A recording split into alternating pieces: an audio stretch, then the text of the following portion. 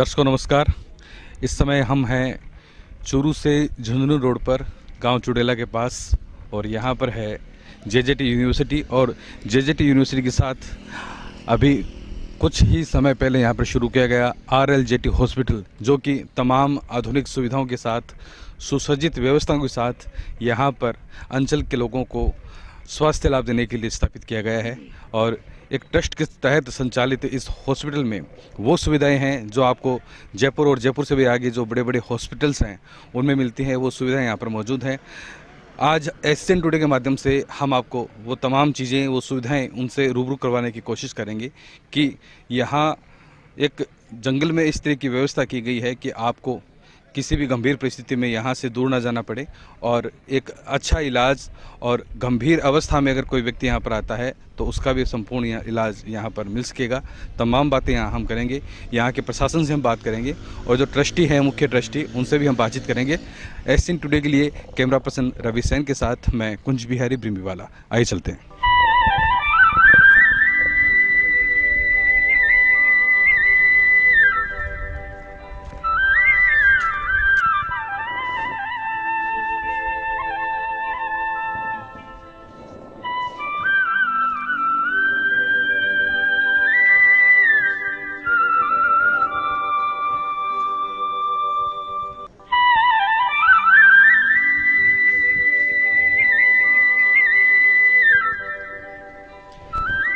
दर्शकों, ये भव्य इमारत आपने देखी, RLJT हॉस्पिटल जो यहाँ पर चुड़ैला में है, और जेजेटी यूनिवर्सिटी बहुत पहले से यहाँ पर संचालित है। अब ये हॉस्पिटल भी रनिंग में है।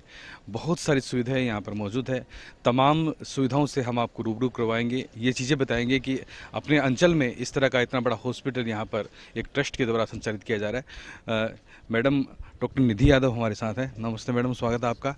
ये मूल रूप से एक जो सारा इंफ्रास्ट्रक्चर है उनके बारे में शॉर्ट में आपसे जानना चाहेंगे कि यहाँ हॉस्पिटल में कौन कौन सी विंग है, किस तरह का इलाज यहाँ हॉस्पिटल में अपने विंग सारी चल रही हैं फिलहाल। तो डायलिसिस अपनी प्रॉपर वे में बहुत अच्छा चल रहा है, और ब्लड बैंक भी हमने अभी स्टार्ट कर दिया है। पिछले 2 महीने से हमारा अच्छा ब्लड बैंक चल रहा है, और अपने शेखावाटी रीजन में इतना बड़ा ब्लड बैंक आई थिंक कहीं भी नहीं है अकॉर्डिंग टू मी।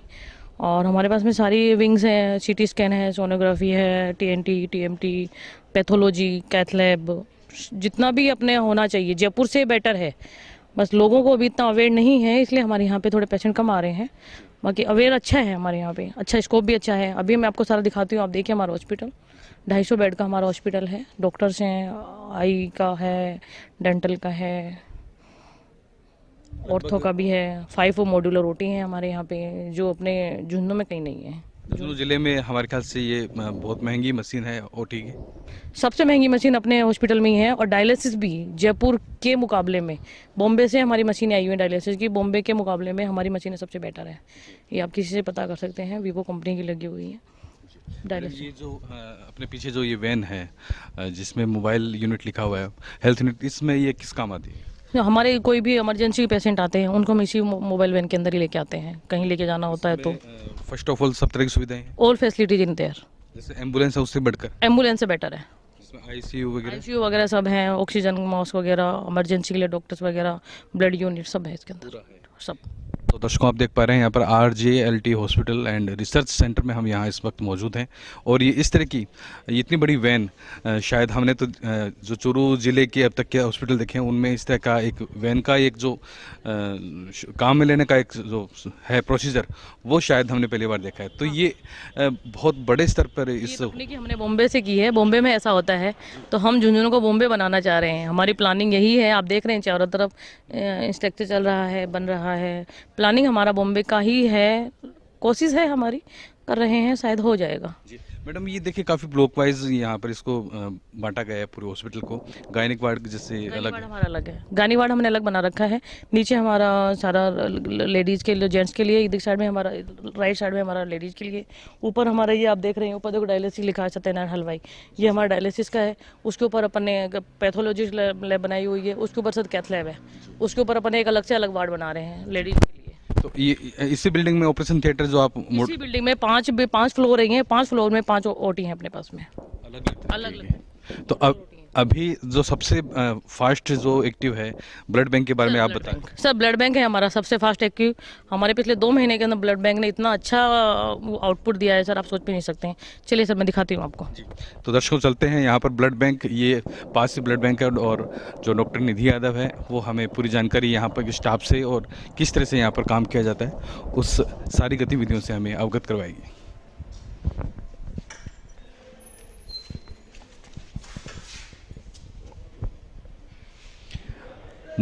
दर्शकों वैसे तो कहना नहीं चाहिए ब्लड बैंक है, लेकिन यहाँ पर आपका जो स्वागत है वो किया जा सकता है, क्योंकि जो ब्लड डोनेट की एक परंपरा है, एक इस तरह का काम होता है कि आप किसी को अगर कुछ धन का दान देते हैं, किसी वस्तु का दान देते हैं, वो भी मायने रखता है, लेकिन रक्त का दान है वो अपने आप में अत्यंत महत्वपूर्ण है। यहाँ पर आप देख सकते हैं ये है यहाँ का प्रवेश द्वार है और जो सारी व्यवस्थाएं हैं वो अंदर इस तरह की मिलेगी कि सब तरह के जो ब्लड डोनर यहाँ पर आते हैं उनको भी यहाँ पर है। हमारे मंत्री जी हैं राजेंद्र जी राठौड़, ग्रामीण विकास एवं पंचायती राज मंत्री, इन्होंने भी यहाँ पर इस हॉस्पिटल की विजिट की है और ब्लड बैंक की विजिट की है। ब्लड बैंक में क्या क्या चीज़ें खास है, ये कब के फोटोज है मैडम? सर हमारे यहाँ पे मंत्री जी आए थे राजेंद्र राठौड़ जी, तब की फोटो है ये। हमने इनोग्रेशन किया था तब की, जब ब्लड बैंक का इनोग्रेशन किया था उस टाइम। कैसा मंत्री जी से आप खुद वहाँ पर आप मौजूद हैं? उनके खुद यहाँ पे शेखावाटी अंचल के अंदर ब्लड बैंक खुला है तो बहुत खुश हैं वो तो। आपकी उनसे बात हुई? देखिए अभी ये शायद जो ये फोटो है इस फोटो में चर्चा कर रहे हैं, क्या पूछा जा रहा है, क्या लिखा है मंत्री? पूछ रहे थे कि इसमें आगे आप क्या करने वाले हो, कहाँ कहाँ तक क्या है, क्या कितनी यूनिट है, तो हमने यही बताया था हमारे पास यूनिट सब हैं। हमारे पास इन्होंने फिर ये पूछा था क्या इतना ये ब्लड आपके पास आ जाता है, तो सर हमारे पास में ब्लड की कोई कमी नहीं है, ये मैं आपको बता देती हूँ। अभी 3 दिन पहले हमने किया था, राजकुमार जी का बर्थडे था, मेरा खुद का जो बर्थडे था 14 नवंबर को, तो उस टाइम पे हमारे यहाँ पे 250 यूनिट ब्लड आया था। कल फिर हमारा एक ब्लड डोनेशन कैंप है, परसों हमारा एक ब्लड डोनेशन कैंप, हमारे एक दिन छोड़ एक दिन दोनों ब्लड डोनेशन कैंप हो रहे हैं। तो हमारे पास में लगभग ब्लड डोनेशन का जो रहता है 250-300 से ऊपर हमारे पास में रहता है। फिर हम कंपोनेंट बनाते हैं, कंपोनेंट भी हम आगे यूज कर सकते हैं। बड़ी बात है, सबसे बड़ी बात है कंपोनेंट बना रहे हैं हम, ब्लड को खराब नहीं होने देते हैं। सर सबसे अच्छी बात ये है कि हम कहीं भी जाते हैं ब्लड के लिए तो रिप्लेसमेंट होता है, हम सर विदाउट रिप्लेसमेंट के ब्लड दे रहे हैं। कोई इमरजेंसी पड़ जाती है उस टाइम, कई बार होता है रिप्लेसमेंट नहीं मिल पाता है, तो हम विदाउट रिप्लेसमेंट के सर हम दे रहे हैं, उससे कोई भी। ये बहुत बड़ी सुविधा है क्योंकि रक्त का कोई मोल नहीं है, इसीलिए सर हमने ये फैसिलिटी की है कि ताकि रिप्लेसमेंट कई बार होता है नहीं हो पाता है, घर में कई बार प्रॉब्लम ऐसी हो जाती है कि नहीं हो पाता है, तो हमने बोल रखा है कि कोई जरूर नहीं है, आप हमें कॉन्टैक्ट नंबर दे दीजिए, जब भी आपके पास में होगा आप दे के जा सकते हैं। हार्ड एंड फास्ट नहीं है कि आपको आना ही है, आपको देना ही है, कोई ज़बरदस्ती नहीं है हमारी तरफ से। आपके पास है तो दीजिए, नहीं है तो कोई प्रॉब्लम नहीं है, हम उनको दे देते हैं। और रात को भी 24 आवर सर्विस है, किसी भी टाइम आप हमारे इनको जो टेक्नीशियन को फ़ोन करेंगे, देखिए उधर बैठे हुए हैं टेक्नीशियन को, आप कभी भी फ़ोन करेंगे 24 आवर आपके पास ये फैसिलिटी अवेलेबल है, आप आइए और लीजिए उनसे। दर्शकों किसी भी हॉस्पिटल की सबसे बड़ी रीढ़ की हड्डी होती है वहाँ का ब्लड बैंक। अगर ब्लड बैंक रिच होगा और वहाँ पर सभी प्रकार के ग्रुप के जो खून के वहाँ पर पूरा स्टॉक होगा तो किसी भी मरीज़ की जान है फर्स्ट ऑफ ऑल जाने का कोई इस तरह का रास्ता नहीं होगा कि व्यक्ति को कोई नुकसान होगा, क्योंकि कई बार खून की वजह से भी बहुत बड़ा नुकसान हो जाता है। तो ऐसे में जो ब्लड बैंक के इंचार्ज हैं, जी सर अपना नाम बताइए, उनसे बात करते हैं, अपना परिचय दीजिए। सर मेरा नाम करमवीर सिंह है, मैं ब्लड बैंक का इंचार्ज हूँ, यहाँ पर मैं ही काम संभालता हूँ। सर ये कंप्यूटर हमारे सामने ऑन है, इसमें किन किन चीज़ों का आप डाटा सेव रखते हैं, क्या अपडेशन होता है इसमें? सर हमारे पास डाटा हर चीज़ का सेव रहता है, जैसे कि हमारे कितने डोनर आते हैं, कितना डोनरों के मोबाइल नंबर क्या, पूरा जिनका एड्रेस मोबाइल नंबर जो कुछ है वो सारा डाटा सेव रहता है। और प्लस हमारे पास कितना ब्लड स्टॉक में वो सारा स्टॉक सेट रहता है इसमें। और हमें अगर ऑनलाइन हमने अपना ऑनलाइन भी फॉर्म दे रखा है, किसी को अगर बाय द वे हमारे फॉर्म की जरूरत नहीं पड़ती है तो ऑनलाइन हमारा फॉर्म अपलोड कर सकता है। क्या एड्रेस है ऑनलाइन अगर कोई आदमी इसमें करना चाहे तो वो हमारी RLJT हॉस्पिटल है उसकी वेबसाइट खोले और उस पर ब्लड बैंक का ऑप्शन है, उस ब्लड बैंक पे क्लिक करके आप उसमें से हमारा एक ऑर्डर फॉर्म का ऑप्शन है, उसमें से क्लिक करके आप ऑर्डर फॉर्म निकाल सकते हो। हाँ जी। क्या ये देखने में आता है कि जैसे जो व्यक्ति ब्लड डोनेट करता है वो ये भी चाहता है कि उसको कुछ सर्टिफिकेट दिया जाए, तो किस तरह की व्यवस्था है? हाँ सर, हमारी सबसे ब्लड बैंक की सबसे बड़ी खासियत यह है कि आप ज़्यादातर ब्लड बैंकों में क्या होता है, 99% ब्लड बैंकों में जो कोई डोनर ब्लड देता है उसका जो blood donation voluntary blood donation जो कार्ड होता है वो लगभग किसी का 6 महीने वैलिड रहता है, किसी का 1 साल वैलिड रहता है, लेकिन अपनी ब्लड बैंक का कार्ड लाइफ टाइम वैलिड है। कहीं भी यूज़ कर सकते हैं? नहीं, कहीं भी तो नहीं, हमारी ही ब्लड बैंक में यूज़ कर सकते हैं, लेकिन हम उसको अरेंज करा सकते हैं ब्लड, अगर उसका मरीज कहीं भी एडमिट है तो उसको कहीं ना कहीं से अरेंज करा सकते हैं। ये व्यवस्था हो सकती है? हाँ सर, ये व्यवस्था तो इसमें टाइम लिमिट का नहीं है? नहीं, टाइम हमारा लाइफ टाइम है, आप कभी भी आओ और कभी भी ब्लड लेके जाओ यहाँ से। और हमारा जब डोनेशन कोई दे देता है, डोनेशन के बाद हम उसको एक अपना ब्लड बैंक का सर्टिफिकेट देते हैं, एक वॉलंटियर ब्लड डोनेशन कार्ड देते हैं और साथ में उसको उसकी रिपोर्ट देते हैं। तो सर हाल फिलहाल कितना किस किस ग्रुप का कितना लगभग यहाँ रनिंग में अपने पास स्टोरेज मिल सकता है? सर हमारे पास लगभग सारे ब्लड ग्रुपों का स्टोरेज ठीक ठाक मिलता है, लगभग अच्छा, लगभग सारा ब्लड का स्टॉक। तो यहाँ से अगर कोई व्यक्ति रक्तदान शिविर लगा रहा है आसपास में लगभग 20-30 किलोमीटर में, तो यहाँ से अरेंज हो सकती टीम? हाँ सर बिल्कुल, टीम अरेंज है, वो भी 24 आवर जा सकती है वहाँ से? हाँ, ब्लड लेके। जी सर। तो यहाँ और इस सिस्टम में इसके अलावा और क्या चीज़ें जो मुख्य रूप से आप जहाँ सबसे बड़ी बात तो ये है, इस ब्लड बैंक की सबसे बड़ी खासियत ये है कि आज तक चूरू और झुंझुनू में कोई कंपोनेंट ब्लड बैंक है ही नहीं। ये पहला कंपोनेंट ब्लड बैंक है। जैसा कि चूरू और झुंझुनू में कोई भी पेशेंट को कभी डेंगू हो जाता है तो डेंगू में प्लेटलेट काउंट लो जाता है, तो उस चक्कर में यहाँ के डॉक्टर्स क्या करते हैं, उसको सीधा जयपुर के लिए रेफर करते हैं। लेकिन अब हमने वो सुविधा दी है, हम बोलते हैं डॉक्टरों को कि आप अपने आप पेशेंट को एडमिट करो और प्लेटलेट हम देंगे अपनी ब्लड बैंक से।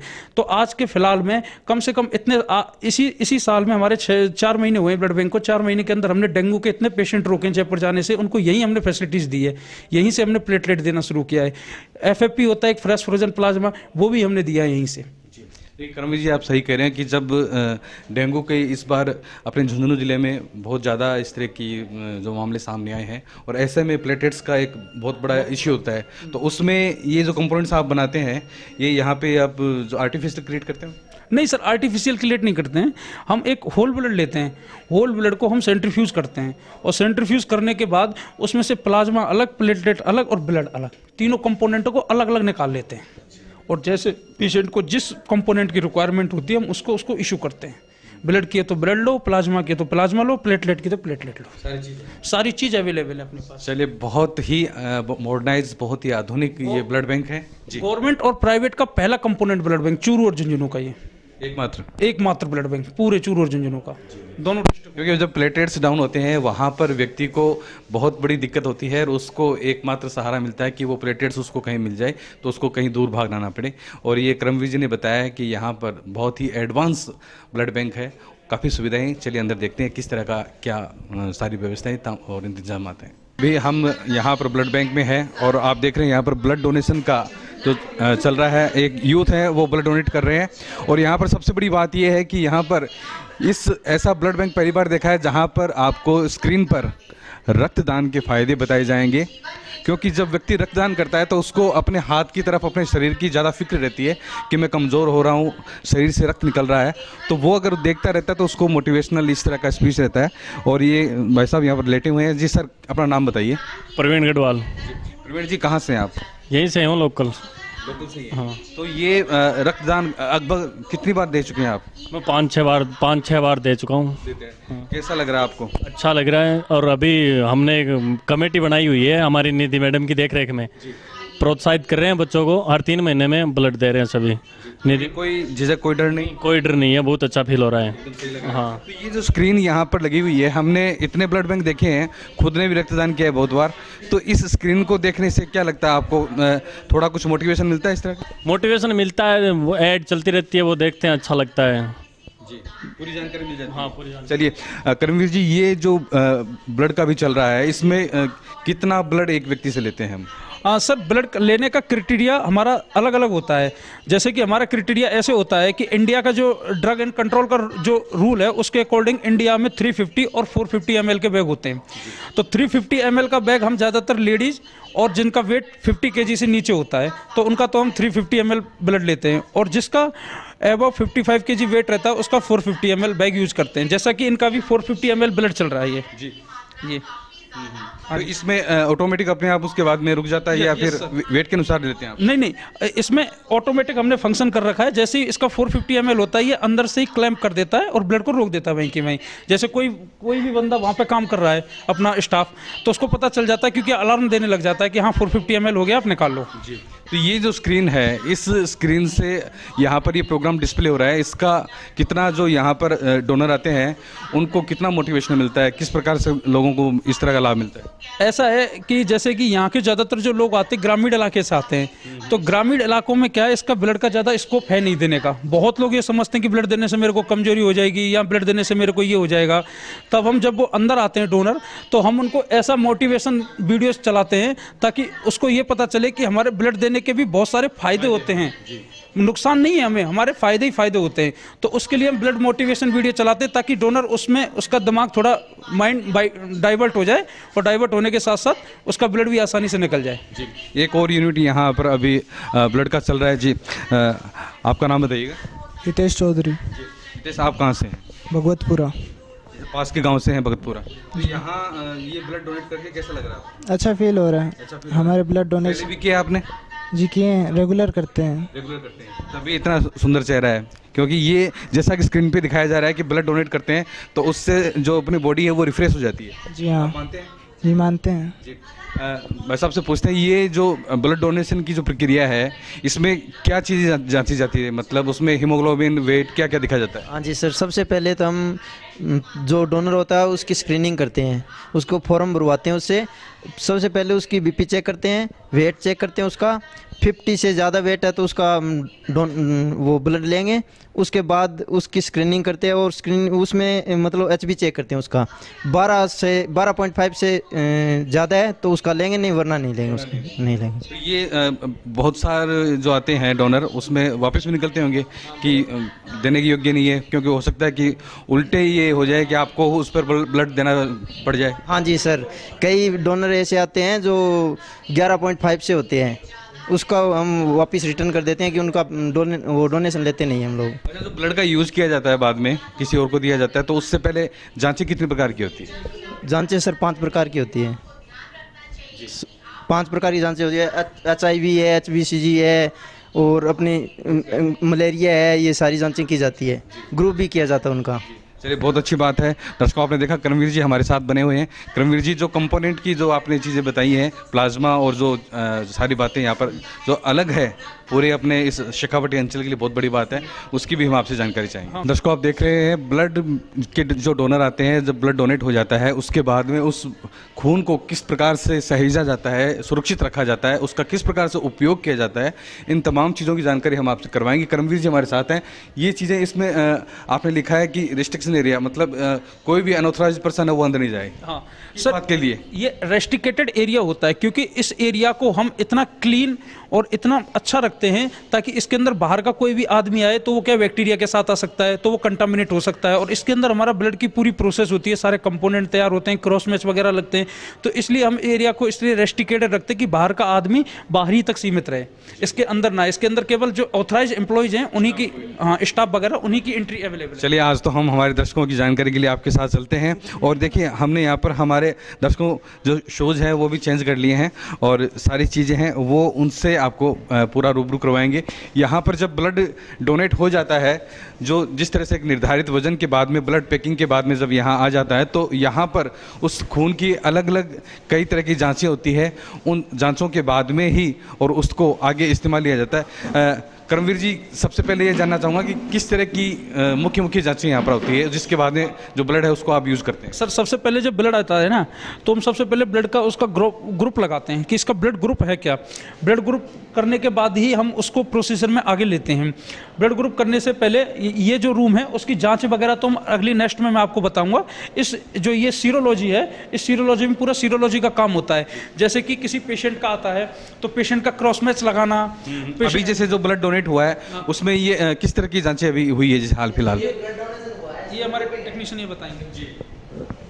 अपना नाम बताइए सबसे पहले। मेरा नाम रामनिवास है जी, रामनिवास जी, इसमें जो अभी आपने इस पे स्क्रीन पे रखा है, क्या ब्लड का क्या क्या जांच की जाएगी? ब्लड के टेस्टिस किए जाते हैं, ब्लड ग्रुपिंग किया जाता है पहले, जिसका ब्लड ग्रुप कौन सा है वो ग्रुप वाइज स्टोरेज किया जाता है। और उसके टेस्टिस हैं HbA1c, VDRL, सिप्लिस, MP, 5 तरह की जांचें होती है उसकी इन्वेस्टिगेशन, जिससे कि उसको किसी पेशेंट को हम ब्लड देते हैं, इशू करते हैं, तो उससे किसी प्रकार की कोई प्रॉब्लम ना हो, उसकी इस तरह के इस सारे के कोर्स जो टेस्टिस किए जाते हैं। और कब तक आ जाती है जो जांचें हैं वो कितनी देर में हो जाती है? करीबन इनका टाइमिंग है जैसे कि 1 आवर टेस्ट, जैसे कोई इमरजेंसी अभी डिमांड आ गई तो उसमें 1 आवर तो टाइम लगेगा ही लगेगा टेस्ट। उसके बाद में उसको यूज़ किया जाएगा। जी चलिए, बहुत ये काफ़ी सारे नीडल यहाँ पर वेस्टेज हैं वो रखी हुई है। अपने पास जी अपने मशीन है सारी जो डिस्टेज की उधर साइड। अच्छा, सब कुछ जो भी सारा sterilization है उसमें सारे जी जी जी ये है तो ग्रुप वाइज है, ग्रुप वाइज है। ग्रुप वाइज सारा स्टोरेज किया जाता है। जैसे ए पॉजिटिव है, बी पॉजिटिव है, ए बी पॉजिटिव है, ओ पॉजिटिव है, और ये सारे ए नेगेटिव है, A negative, B negative, A B negative, O negative, ये सारे स्टोरेज किए जाते हैं BBR। जी ये 24 आवर्स चलता है। 24 आवर्स चलता है, 24 आवर्स सेवा। ये मशीन किस तरह की है? ये मशीन सारी ब्लड रेफ्रिजरेटर है, सेंट्रीफ्यूज। चलिए दर्शकों, देखिए काफ़ी मॉडर्नाइज ब्लड बैंक है यहाँ पे, और यहाँ पर जो टेम्परेचर है वो भी बताया जा रहा है जी कि कितने टेम्परेचर पे रखा जाता है इसको? 2 से 60। यहाँ पे ब्लड का स्टोरेज आप देख सकते हैं, और जो कंपोनेंट की विंग है वो आगे है। मैं बताता हूँ, आइए बताते हैं। इसको अगली विंग में हम आ गए हैं। मैडम हमारे साथ है जी, मैडम का परिचय आप ही दे दीजिए। हाँ, ये हमारे डॉक्टर मधु गुप्ता हैं, head of department blood bank. Madam यहाँ जो अभी आधी चीज़ें ही हमने देखी है, बहुत कुछ देखना बाकी है, तो अपने ब्लड बैंक का सबसे खास जो मुख्य बात क्या है जो सबसे अलग हटकर है? ये जो ब्लड बैंक है RLJT ब्लड बैंक, ये आम ब्लड बैंक से अलग है। क्यों अलग है? क्योंकि हम यहाँ पे जो सर्विस देते हैं वो सर्विस हम मन से देते हैं, और क्वालिटी सर्विसेज हमारे यहाँ है। 24 आवर्स सर्विस अवेलेबल है। आप कभी भी रात में, दिन में, कभी भी हमें कांटेक्ट करेंगे, कोई ना कोई हमारा टेक्नीशियन आपको जवाब देगा, और हम कस्टमर की नीड को अंडरस्टैंड करते हैं। उनकी जो रिक्वायरमेंट है उसे हम एनालाइज करते हैं, और उसको हम प्रॉपरली वर्कआउट करके उनको सॉल्यूशन देते हैं। ये हमारी ब्लड बैंक की खासियत है, और ये पहली ब्लड बैंक है इस एरिया में। ब्लड स्टोरेज अवेलेबल हैं लेकिन ब्लड बैंक नहीं है। ब्लड बैंक का मतलब है जहां हम कंपोनेंट प्रोसेस करें। तो ये हमारी जो ब्लड बैंक है ये झुंझुनू क्षेत्र के लिए अनोखी और स्पेशल ब्लड बैंक है। सबसे अलग हटकर है, जो कंपोनेंट का जो काम होता है वो वाकई लीग से हटकर है, और एक बहुत बड़ी बात है क्योंकि यहाँ पर कभी डेंगू का नाम नहीं हुआ करता था, लेकिन अभी इसी सीज़न में काफ़ी डेंगू के मरीज आए हैं, तो काफ़ी यहाँ लोगों ने यहाँ से फ़ायदा उठाया होगा। हाँ, या हमारे यहाँ से काफ़ी जो हॉस्पिटल्स हैं वहाँ से डिमांड आती है। हम लोग उन्हें ब्लड सप्लाई करते हैं और प्लेटलेट्स देते हैं। जो डेंगू आपने कहा उसके लिए प्लेटलेट्स हम लोग बना के उनको प्रोसेस करके देते हैं। यहाँ इससे पहले कंसेप्ट था होल ब्लड का, लोग होल ब्लड प्रोसेस करके चढ़ाते थे, लेकिन अभी जब से ये ब्लड बैंक शुरू हुई है तब से वो लोग कंपोनेंट्स भी समझने लगे हैं। एरिया में एक नई जानकारी, एक नई चेतना लोगों के बीच में आई है कि ब्लड बैंक का फ़ायदा उनको मिल सकता है। मल्टीपल फ़ायदा हो गया, कई तरह के फ़ायदे हो गए। कर्मवीर जी, ये जो विंग है इसमें किस तरह का, इस ब्लॉक में क्या काम करता है? ये सर अपना विंग है, इसको हम क्वालिटी कंट्रोल कहते हैं। जैसे कि हमारा जितने भी ब्लड के कंपोनेंट्स हैं, कि ये कंपोनेंट है हमारा PRVC हो गया, FFP हो गया, RDPC हो गया, इस कंपोनेंट को हमने प्रॉपर बनाया है कि नहीं बन रहा है, ये क्या पता है खराब बन रहा है कि नहीं बन रहा है, उसके लिए उसकी क्वालिटी की जाती है। तो क्वालिटी कंट्रोल के लिए हम सबसे पहले, जैसे ब्लड है, ब्लड का pH बराबर आना चाहिए, उसका हम बैग का वेट चेक करते हैं इसके अंदर कि ये बैग का वेट बराबर आ रहा है कि नहीं आ रहा है। और उसके बाद हम अपना इसमें कॉपर सल्फेट से हीमोग्लोबिन की भी बराबर एंट्री करते हैं। ये कॉपर सल्फेट है अपना जी, इससे बराबर करते हैं उसके कॉपर सल्फेट से HB के लिए। मतलब पूरा ये चीज़ पूरा यहाँ से सेटिस्फाइड होने के बाद में ही ब्लड को आगे भेजा, ब्लड को आगे पहले क्वालिटी कंट्रोल हो जाता है, उसके बाद ही ब्लड को हम प्रोसीजर में लाते हैं, और बाकायदा इनकी सबकी एंट्री बराबर रखते हैं कि किस कंपोनेंट की क्या रेंज आ रही है, क्या नहीं आ रही है। ये सारे अपने कंपोनेंट क्वालिटी कंट्रोल के ही इक्विपमेंट्स हैं सारे। कर्मवीर जी, अब जो कंपोनेंट की जो मुख्य स्कीम है, जहाँ एक ब्लड बैंक से अलावा भी बहुत सारा काम होता है, उसके बारे में काफ़ी चीज़ें बताई गई है। जी, आपका परिचय? मेरा नाम आकाश है। आकाश, यहाँ आप क्या देखते हैं? मैं सर ये देख रहा हूँ कि अपने ब्लड बैंक में काफ़ी अच्छा काम हो रहा है, काफ़ी अच्छा डोनेशन वगैरह होते हैं, और काफ़ी ब्लड भी अच्छा इशू हो रहा है, और अपने यहाँ पे मैनेजमेंट वगैरह स्टाफ भी सब कोऑपरेटिव है, बस सब कुछ बहुत अच्छा तो चल रहा है। ये मुख्य रूप से ड्यूटी, जैसे ये इंचार्ज हैं तो आप इनके असिस्ट करते हैं या किस तरह से, क्या ड्यूटी रहती है आपकी? हाँ, हम हमारी ड्यूटी सर, हम फुल कोऑपरेट करते हैं और अपनी ड्यूटी के हिसाब से चलते हैं और असिस्ट करते रहते हैं सर के अकॉर्डिंग। चलिए देखते हैं करमवीर जी, आगे जो कंपोनेंट का जो डिपार्टमेंट है, जो सबसे सेंसिटिव एरिया है, जहाँ पर एक दर्शकों को हम दिखाएंगे कंपोनेंट रूम का ये बोर्ड लगा, यहाँ पर लगा हुआ है, प्लेट लगी हुई है। और जी इससे पहले ये अपना sir main TTI room. TTI room, ये कुछ नाम नए नए हमने सुने हैं। एक जब भी हमने ब्लड दिया है तो हम तो ब्लड दे के तुरंत निकल जाते थे ब्लड बैंक से, तो ये नई चीज़ें हमारे दर्शकों के लिए भी और हमारे लिए भी नहीं है। हम जानना चाहेंगे जो टीटीआई रूम जो आप बता रहे हैं, इसमें क्या खास बात है, क्या चीज़ होती है? TTI, T for transfusion, T for transaminase और आई फॉर इन्फेक्शन। ये टीटीआई पूरा उसी का नाम है। टीटीआई के अंदर मेन ये करते हैं कि जो हम ब्लड लेते हैं उस ब्लड को हमके 5 टेस्ट लगते हैं, 5 मेजर टेस्ट होते हैं, जिसके अंदर आपका HIV, HVCG, SCV, BDRL और मलेरिया, ये सारे टेस्ट आते हैं। तो इन सारे टेस्टों को हम यहाँ पर प्रिपेयर करते हैं, उसके बाद ही किसी को ब्लड इशू करना होता है। अब ये देखिए हमारे SCV का टेस्ट लगा हुआ है, ये HIV का लगा हुआ है, ये BDRL का और ये मलेरिया का।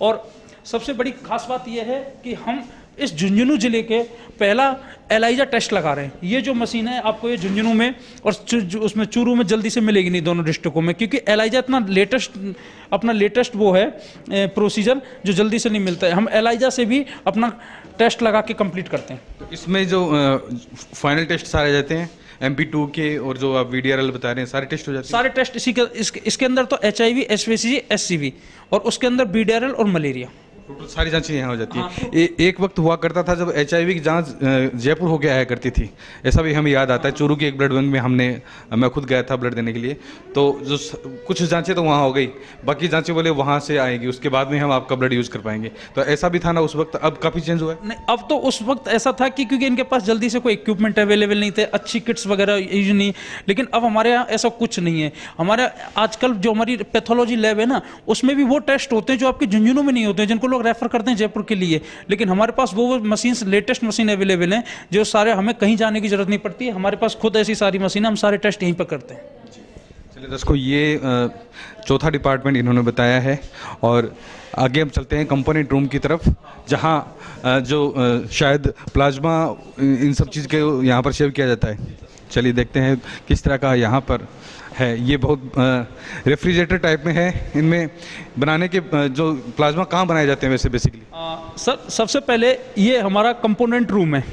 इस कंपोनेंट रूम को ब्लड बैंक का हार्ट कहा जाता है। इसका जो टेम्परेचर है वो 22 डिग्री सेल्सियस ही रहना चाहिए 24 आवर।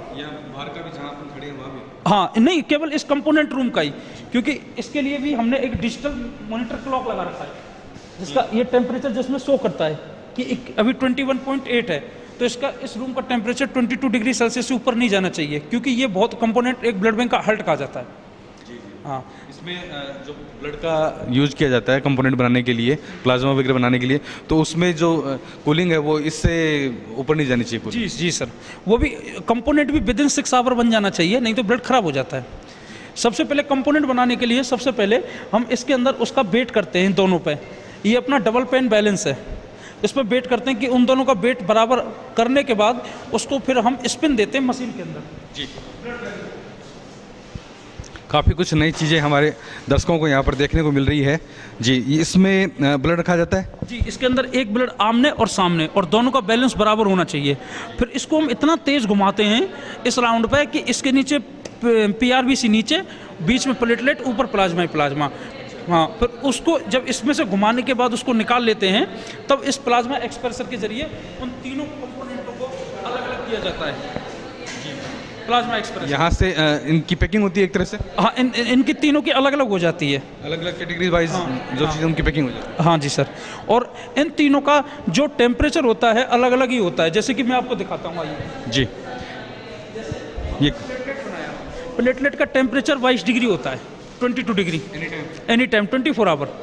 ब्लड बैंक के सारे इक्विपमेंट्स 24 आवर ही चलते हैं, कोई भी इक्विपमेंट बंद नहीं होता है। ये हमारी प्लेटलेट है। प्लेटलेट ये दिखाइए, मैं आपको दिखाता हूँ प्लेटलेट। ये इसके अंदर जो आपको थ्रेड दिख रहा है वो प्लेटलेट है, थ्रेड ये प्लेटलेट है।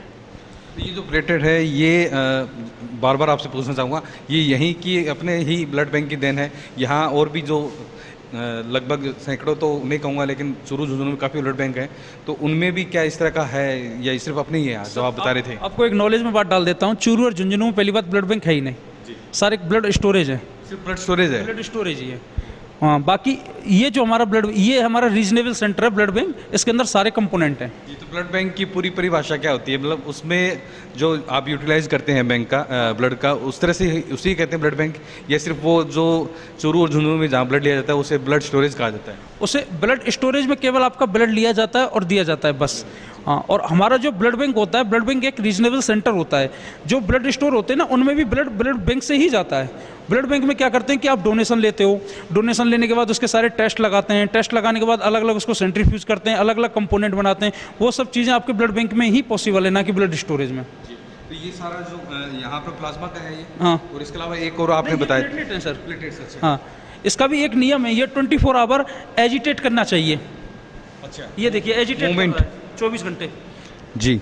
नहीं तो ये आपस में ना क्लॉट बना लेती हैं और ऐसे गोल गोल से क्लॉट हो जाते हैं इसके, उसके बाद में वो काम नहीं आता, वो काम नहीं आएगा फिर, वरना ये 24 आवर अगर मूव नहीं हुआ तो मशीन इसमें मूवमेंट चाहिएगा। 24 आवर प्लग इन। जी, तो प्लाज्मा के बाद में जो प्लेटलेट्स के बारे में आप बता रहे थे, वो दोनों चीज़ें इसी में हैं? नहीं, ये केवल प्लेटलेट्स हैं। और प्लाज्मा के लिए? प्लाज्मा में दिखाता हूँ, आइए। जी, चलिए, बहुत अनूठी चीज़ें हैं हमारे लिए देखने के लिए, क्योंकि अपने ही अंचल में इतना, जी जी, अपने ही अंचल में देखिए जी जी, ये इस तरह से एकदम पूरा फ्रीज रहता है?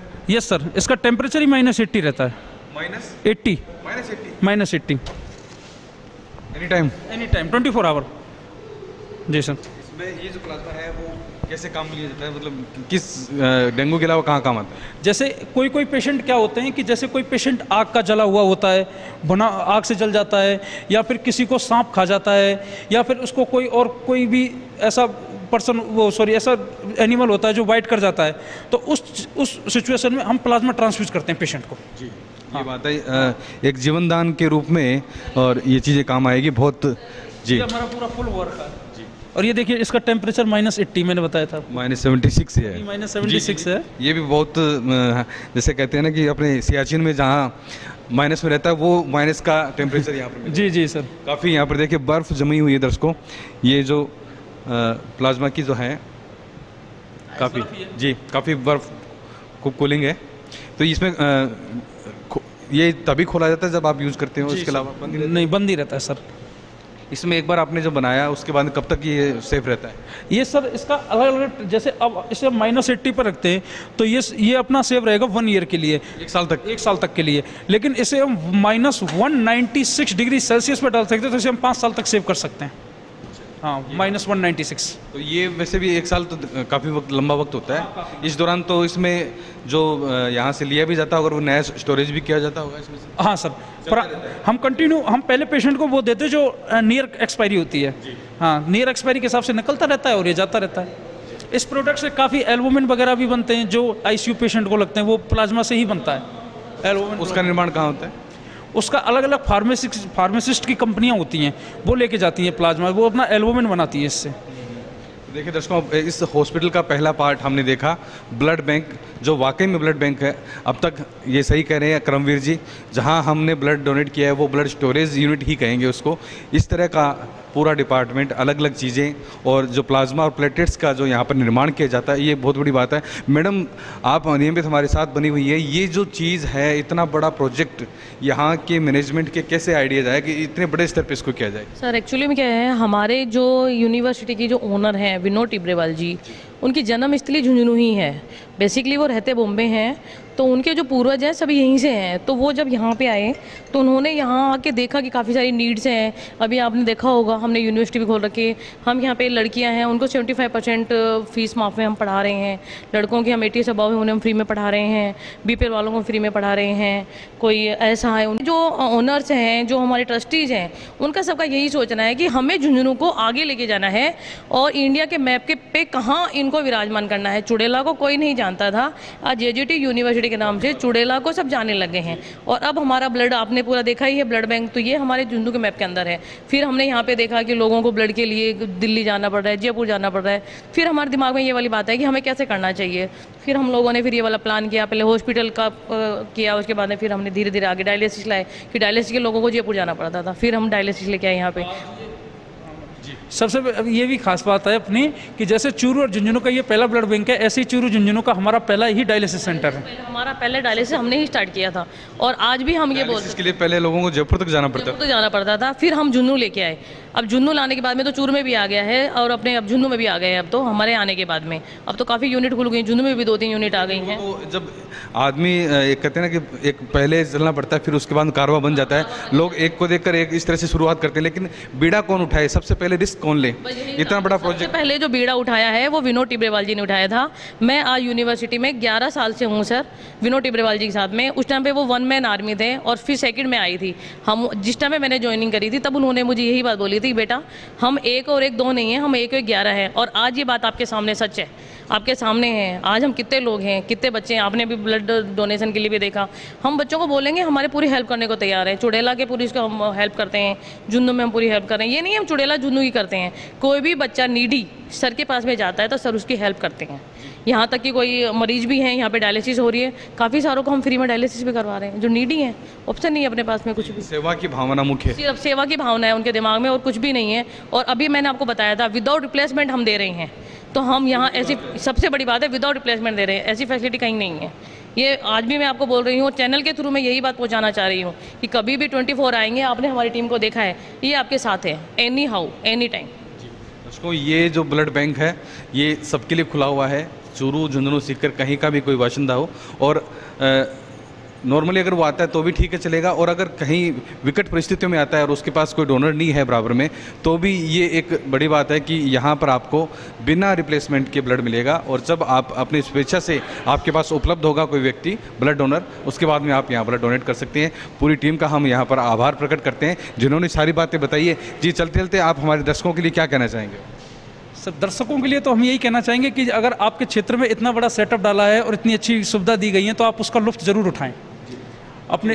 हाँ, काम में लेने से ही उसकी उपयोगिता बढ़ती है। यहाँ पर इतना बड़ा सेटअप है, इसको अगर लोगों तक ये बात पहुँचेगी नहीं कि यहाँ पर इस तरह का भी ब्लड बैंक है जो इतनी खूबियों के साथ है, जहाँ आपके खून का पूर्णतः सदुपयोग होता है, न कि वो आपका खून है वो कई बार ये भी देखने में आता है कि स्टोरेज के लिए जगह नहीं होती तो वो खून बेकार भी जाता है, लेकिन यहाँ पर आपके खून का पूरा उपयोग है वो यहाँ पर किया जाता है। और सर ब्लड बैंक में हमारी में अभी तक तो ये जो भी रिक्वायरमेंट आई है झुंझुनू से कहीं से भी एक्सेट्रा, अभी तक हमने किसी डोनर को डिमांड लेके आया है उसको ब्लड दिया ही है, कोई भी कंडीशन में ब्लड दिया है। ऐसा कुछ नहीं है कि किसी को लौटाया हो, हमने किसी को अभी तक लौटाया नहीं है, अभी सभी को ब्लड दिया है। गरीब है कैसा भी है वो ब्लड दे नहीं पाता है, वो पैसे की संबंधी प्रॉब्लम कुछ भी है, उसको सब तरह से ब्लड अरेंज करवाया है। चलिए बड़ी बात है, रक्तदान है वो महादान है। और आज के इस हॉस्पिटल की रिकॉर्डिंग के मुख्य उद्देश्य भी यही है कि यहाँ की जो खास बात है वो हमारे चैनल के माध्यम से वर्ल्ड वाइड पूरे आम आवाम को पहुँचे, लोगों तक पहुँचे। ये पूरी टीम किस तरह से काम करी ये भी पहुँचे। कैमरा पर्सन रवि सेन के साथ एससीएन टुडे के लिए मैं कुंज बिहारी बिरमीवाला। दर्शकों RLJT हॉस्पिटल चुड़ैला हमें इस वक्त हम है, ब्लड बैंक का दृश्य आपको हमने बहुत ही बारीकी से दिखाया किस तरह से ब्लड बैंक में आपके ब्लड का जो पूरा सदुपयोग होता है, प्लाज्मा और जो प्लेटेट्स हैं उनका बनाया जाता है, ब्लड की जो स्टोरेज कैसे की जाती है। अब हम यहाँ पर OPD काउंटर में हॉस्पिटल में, जहाँ फर्स्ट ऑफ ऑल जो मरीज आता है उसकी एंट्री होती है और उसको आगे प्रोसेस के लिए भेजा जाता है, चाहे हल्का परामर्श हो या गंभीर बीमारी हो, किसी भी मरीज के लिए यहाँ पर ये काउंटर है। सर बताइए, अपना नाम बताइए। मान सिंह जी, यहाँ अगर कोई पेशेंट आता है सबसे पहले यहाँ उसका कार्ड बनता है? Yes sir. जी, क्या किस तरह से, क्या कोई शुल्क रहता है या विदाउट चार्ज रहता है, क्या रहता है? सर चार्ज है किस तरह से? 20 रुपीज़। सिर्फ 20 रुपये। और उसके बाद में OPD में वो डॉक्टर को दिखा सकता है? हाँ, और 5 दिन तक फ्री है। 5 दिन तक वो एक स्लिप काम करेगी? हाँ। चलिए, यहाँ पर क्या ऑनलाइन बनता है या ऑफलाइन बनता है? Offline sir. ऑफलाइन बनता है। तो ये इसमें आप कितना टाइम लेते हैं या तुरंत ही जो मरीज आता है उसको तुरंत दिया जाता है? तुरंत ही देते हैं सर। चलिए, बहुत अच्छी बात है। ये है सबसे पहला स्टेप जहाँ पर किसी भी पेशेंट्स के जो तीमारदार हैं रोगी के, वो यहाँ आते हैं। यहाँ आप जब बेसिकली जो जानकारी है उनको जुटाया जाता है पूरा, किस तरह से जो मरीज़ आता है उसके बारे में किस तरह की जानकारी आप यहाँ पूछताछ करते हैं, क्या बातें बताते हैं? जिस तरह की वो जनरल में दिखाना चाहिए या आई में दिखाना चाहिए, डेंटल में दिखाना चाहिए, उस तरह की जानकारी देते हैं। जो भी डिपार्टमेंट में आते हैं वहाँ आप सजेस्ट करते हैं, उसको बताते हैं? हाँ जी हाँ। तो यहाँ अभी जो डॉक्टर्स वगैरह के लिए जब सिटिंग रहती है तो यहाँ मरीज अपने आप चले जाता है या आपको उनके साथ जाना पड़ता है? हमको उनके साथ जाना पड़ता है। डॉक्टर तक आप छोड़ के आते हैं? हाँ जी। तो दर्शकों, ये भी एक अलग बात है कि यहाँ पर इस चीज़ को और शो किया गया है कि जैसे नया मरीज आता है उसको पता नहीं रहता यहाँ पर हॉस्पिटल में किस तरह से किस डॉक्टर से कब मिलना है। तो डॉक्टर्स के बारे में पूरी जानकारी कैसे उपलब्ध करवाते हैं आप यहाँ पर कि इस तरह का डॉक्टर है, ये इलाज यहाँ पर मिलेगा? पेशेंट को पूरी बात बताते हैं, जैसे भी वो गायनिक का हो या किसी भी हो, हम पूरी बात बता के फिर डॉक्टर के पास ले जाते हैं। पहले तो फर्स्ट ऑफ ऑल तो यहाँ का जो रिसेप्शन है वहीं पता चल जाता होगा कि मरीज किस रोग के लिए आया है? हाँ, हम पूछते हैं कि आप क्या दिखाना चाहते हो, वैसे ही पर्ची काटते हैं, जो आई का हो या डेंटल का हो या कोई भी हो, ऐसी फिर लेके जाते हैं। जनरल फिजिशियन के भी जो यहाँ पर रोगी आते हैं उनके लिए भी प्रारंभिक पूछताछ आप ही करते हैं? हाँ, हम ही करते हैं, फिर सर के पास लेके जाते हैं। दर्शकों, यहाँ ओपीडी के फर्स्ट काउंटर में हमारे पास वरिष्ठ जो डॉक्टर हैं नरोका साहब, जो पहले बीडी के झुंझुनू में थे कार्यरत और अब यहाँ इस RLJT हॉस्पिटल में अपनी सेवाएं दे रहे हैं। सर, यहाँ पर बेसिकली किस तरह के पेशेंट्स हैं वो ओपीडी में देखे जाते हैं? जनरली आउटडोर के जो पेशेंट हैं वो सर्दी, जुकाम, बुखार, पेट दर्द और छोटी मोटी एक्सीडेंट केसेस होते हैं वो आते रहते हैं यहाँ पे। और डायलिसिस के पेशेंट्स खूब आते हैं और आई के कैंप लगते हैं, उनके कैंपों में लगते हैं तो उसमें आई के पेशेंट भी खूब आते हैं। अलग मल्टीपल लगाते हैं तो मल्टीपल केसेस भी खूब आते हैं। लेकिन आउटडोर जनरली जो है सर्दी, जुकाम, बुखार रूटीन बीमारियों के लिए आते हैं, रूटीन में आते हैं। सर, ये इस तरह से इतने बड़े सराउंडिंग एरिया में इतना बड़ा हॉस्पिटल्स है और फैसिलिटीज़ भी काफ़ी है, तो यहाँ पर जो एडमिट करते हैं मरीज़ को इंडोर में, तो उसके बाद में किस तरह की सेवाएं यहाँ पर दी जाती है? इंडोर में मरीज करने के बाद में जिस तरह का भी मरीज होता है उसी तरह का स्पेशलिस्ट तो अवेलेबल होता है। हमारे गायनी के डॉक्टर्स अवेलेबल हैं, डिलीवरी कराते हैं, सिजेरियन करवाते हैं, तो उनके देख लगे नर्सिंग ट्रेंड स्टाफ है वो देखता रहता है। एक डॉक्टर भी है जो 24 आवर्स यहाँ रहती है, डॉक्टर नहीं, वो देखती रहती है सब। तो ये जो एक्सपर्ट्स डॉक्टर हैं किसी खास मर्ज के, तो वो ऑन कॉल भी उपलब्ध रहते हैं सर? हाँ, कुछ डॉक्टर्स ऑन कॉल भी होते हैं, उसमें एक तो ऑर्थोपेडिक्स है, नेफ्रोलॉजिस्ट है और ये दो स्पेशली जो है वो हमारे यहाँ खूब आते रहते हैं। ब्लड बैंक का भी हमने देखा, डायलिसिस का आप बता रहे हैं, तो यहाँ जो पैथोलॉजी की जांचें हैं वो कौन कौन सी जो जांच हैं वो आप यहाँ पर रिकमेंड करते हैं?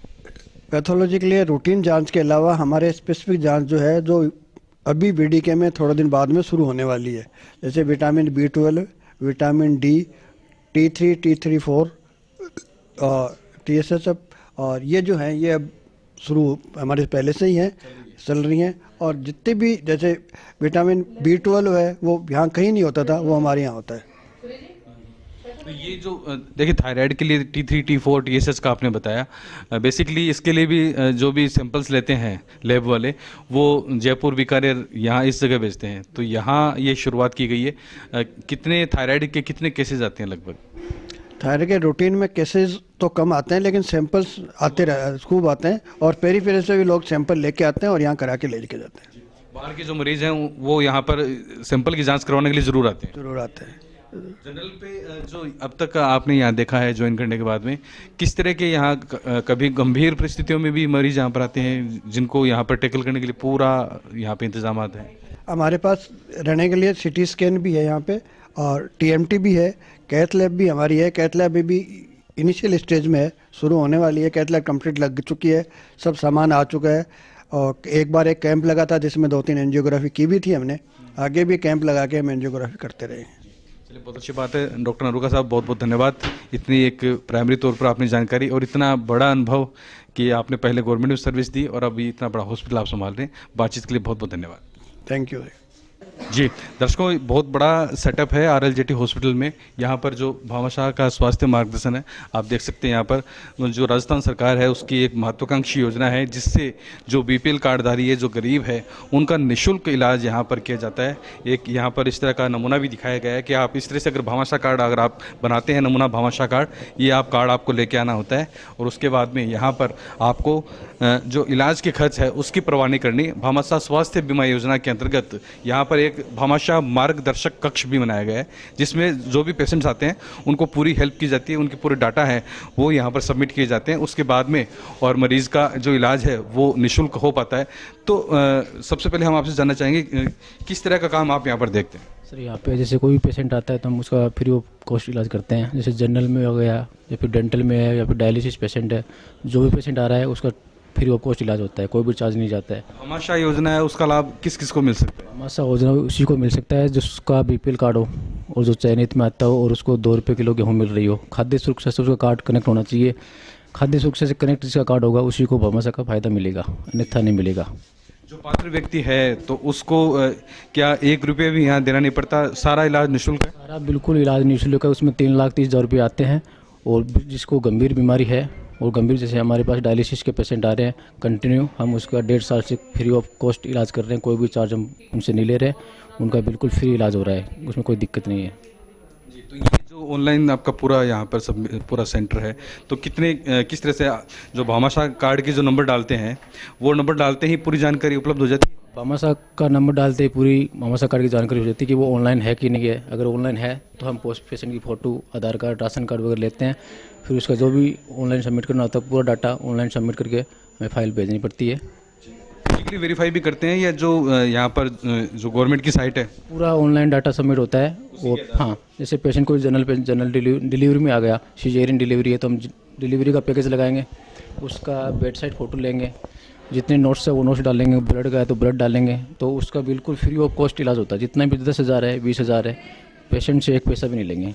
उसमें शुरुआत में भी पैसा देने की जरूरत नहीं, सीधा मतलब पेशेंट आया, हमने एडमिट किया और उससे 1 पैसा भी चार्ज नहीं है, बिल्कुल फ्री इलाज है। चलिए, बहुत अच्छी बात आपने बताई। ये जो फिंगर का आपने बायोमेट्रिक रख रखा है तो ये किस चीज़ के लिए है यहाँ पर?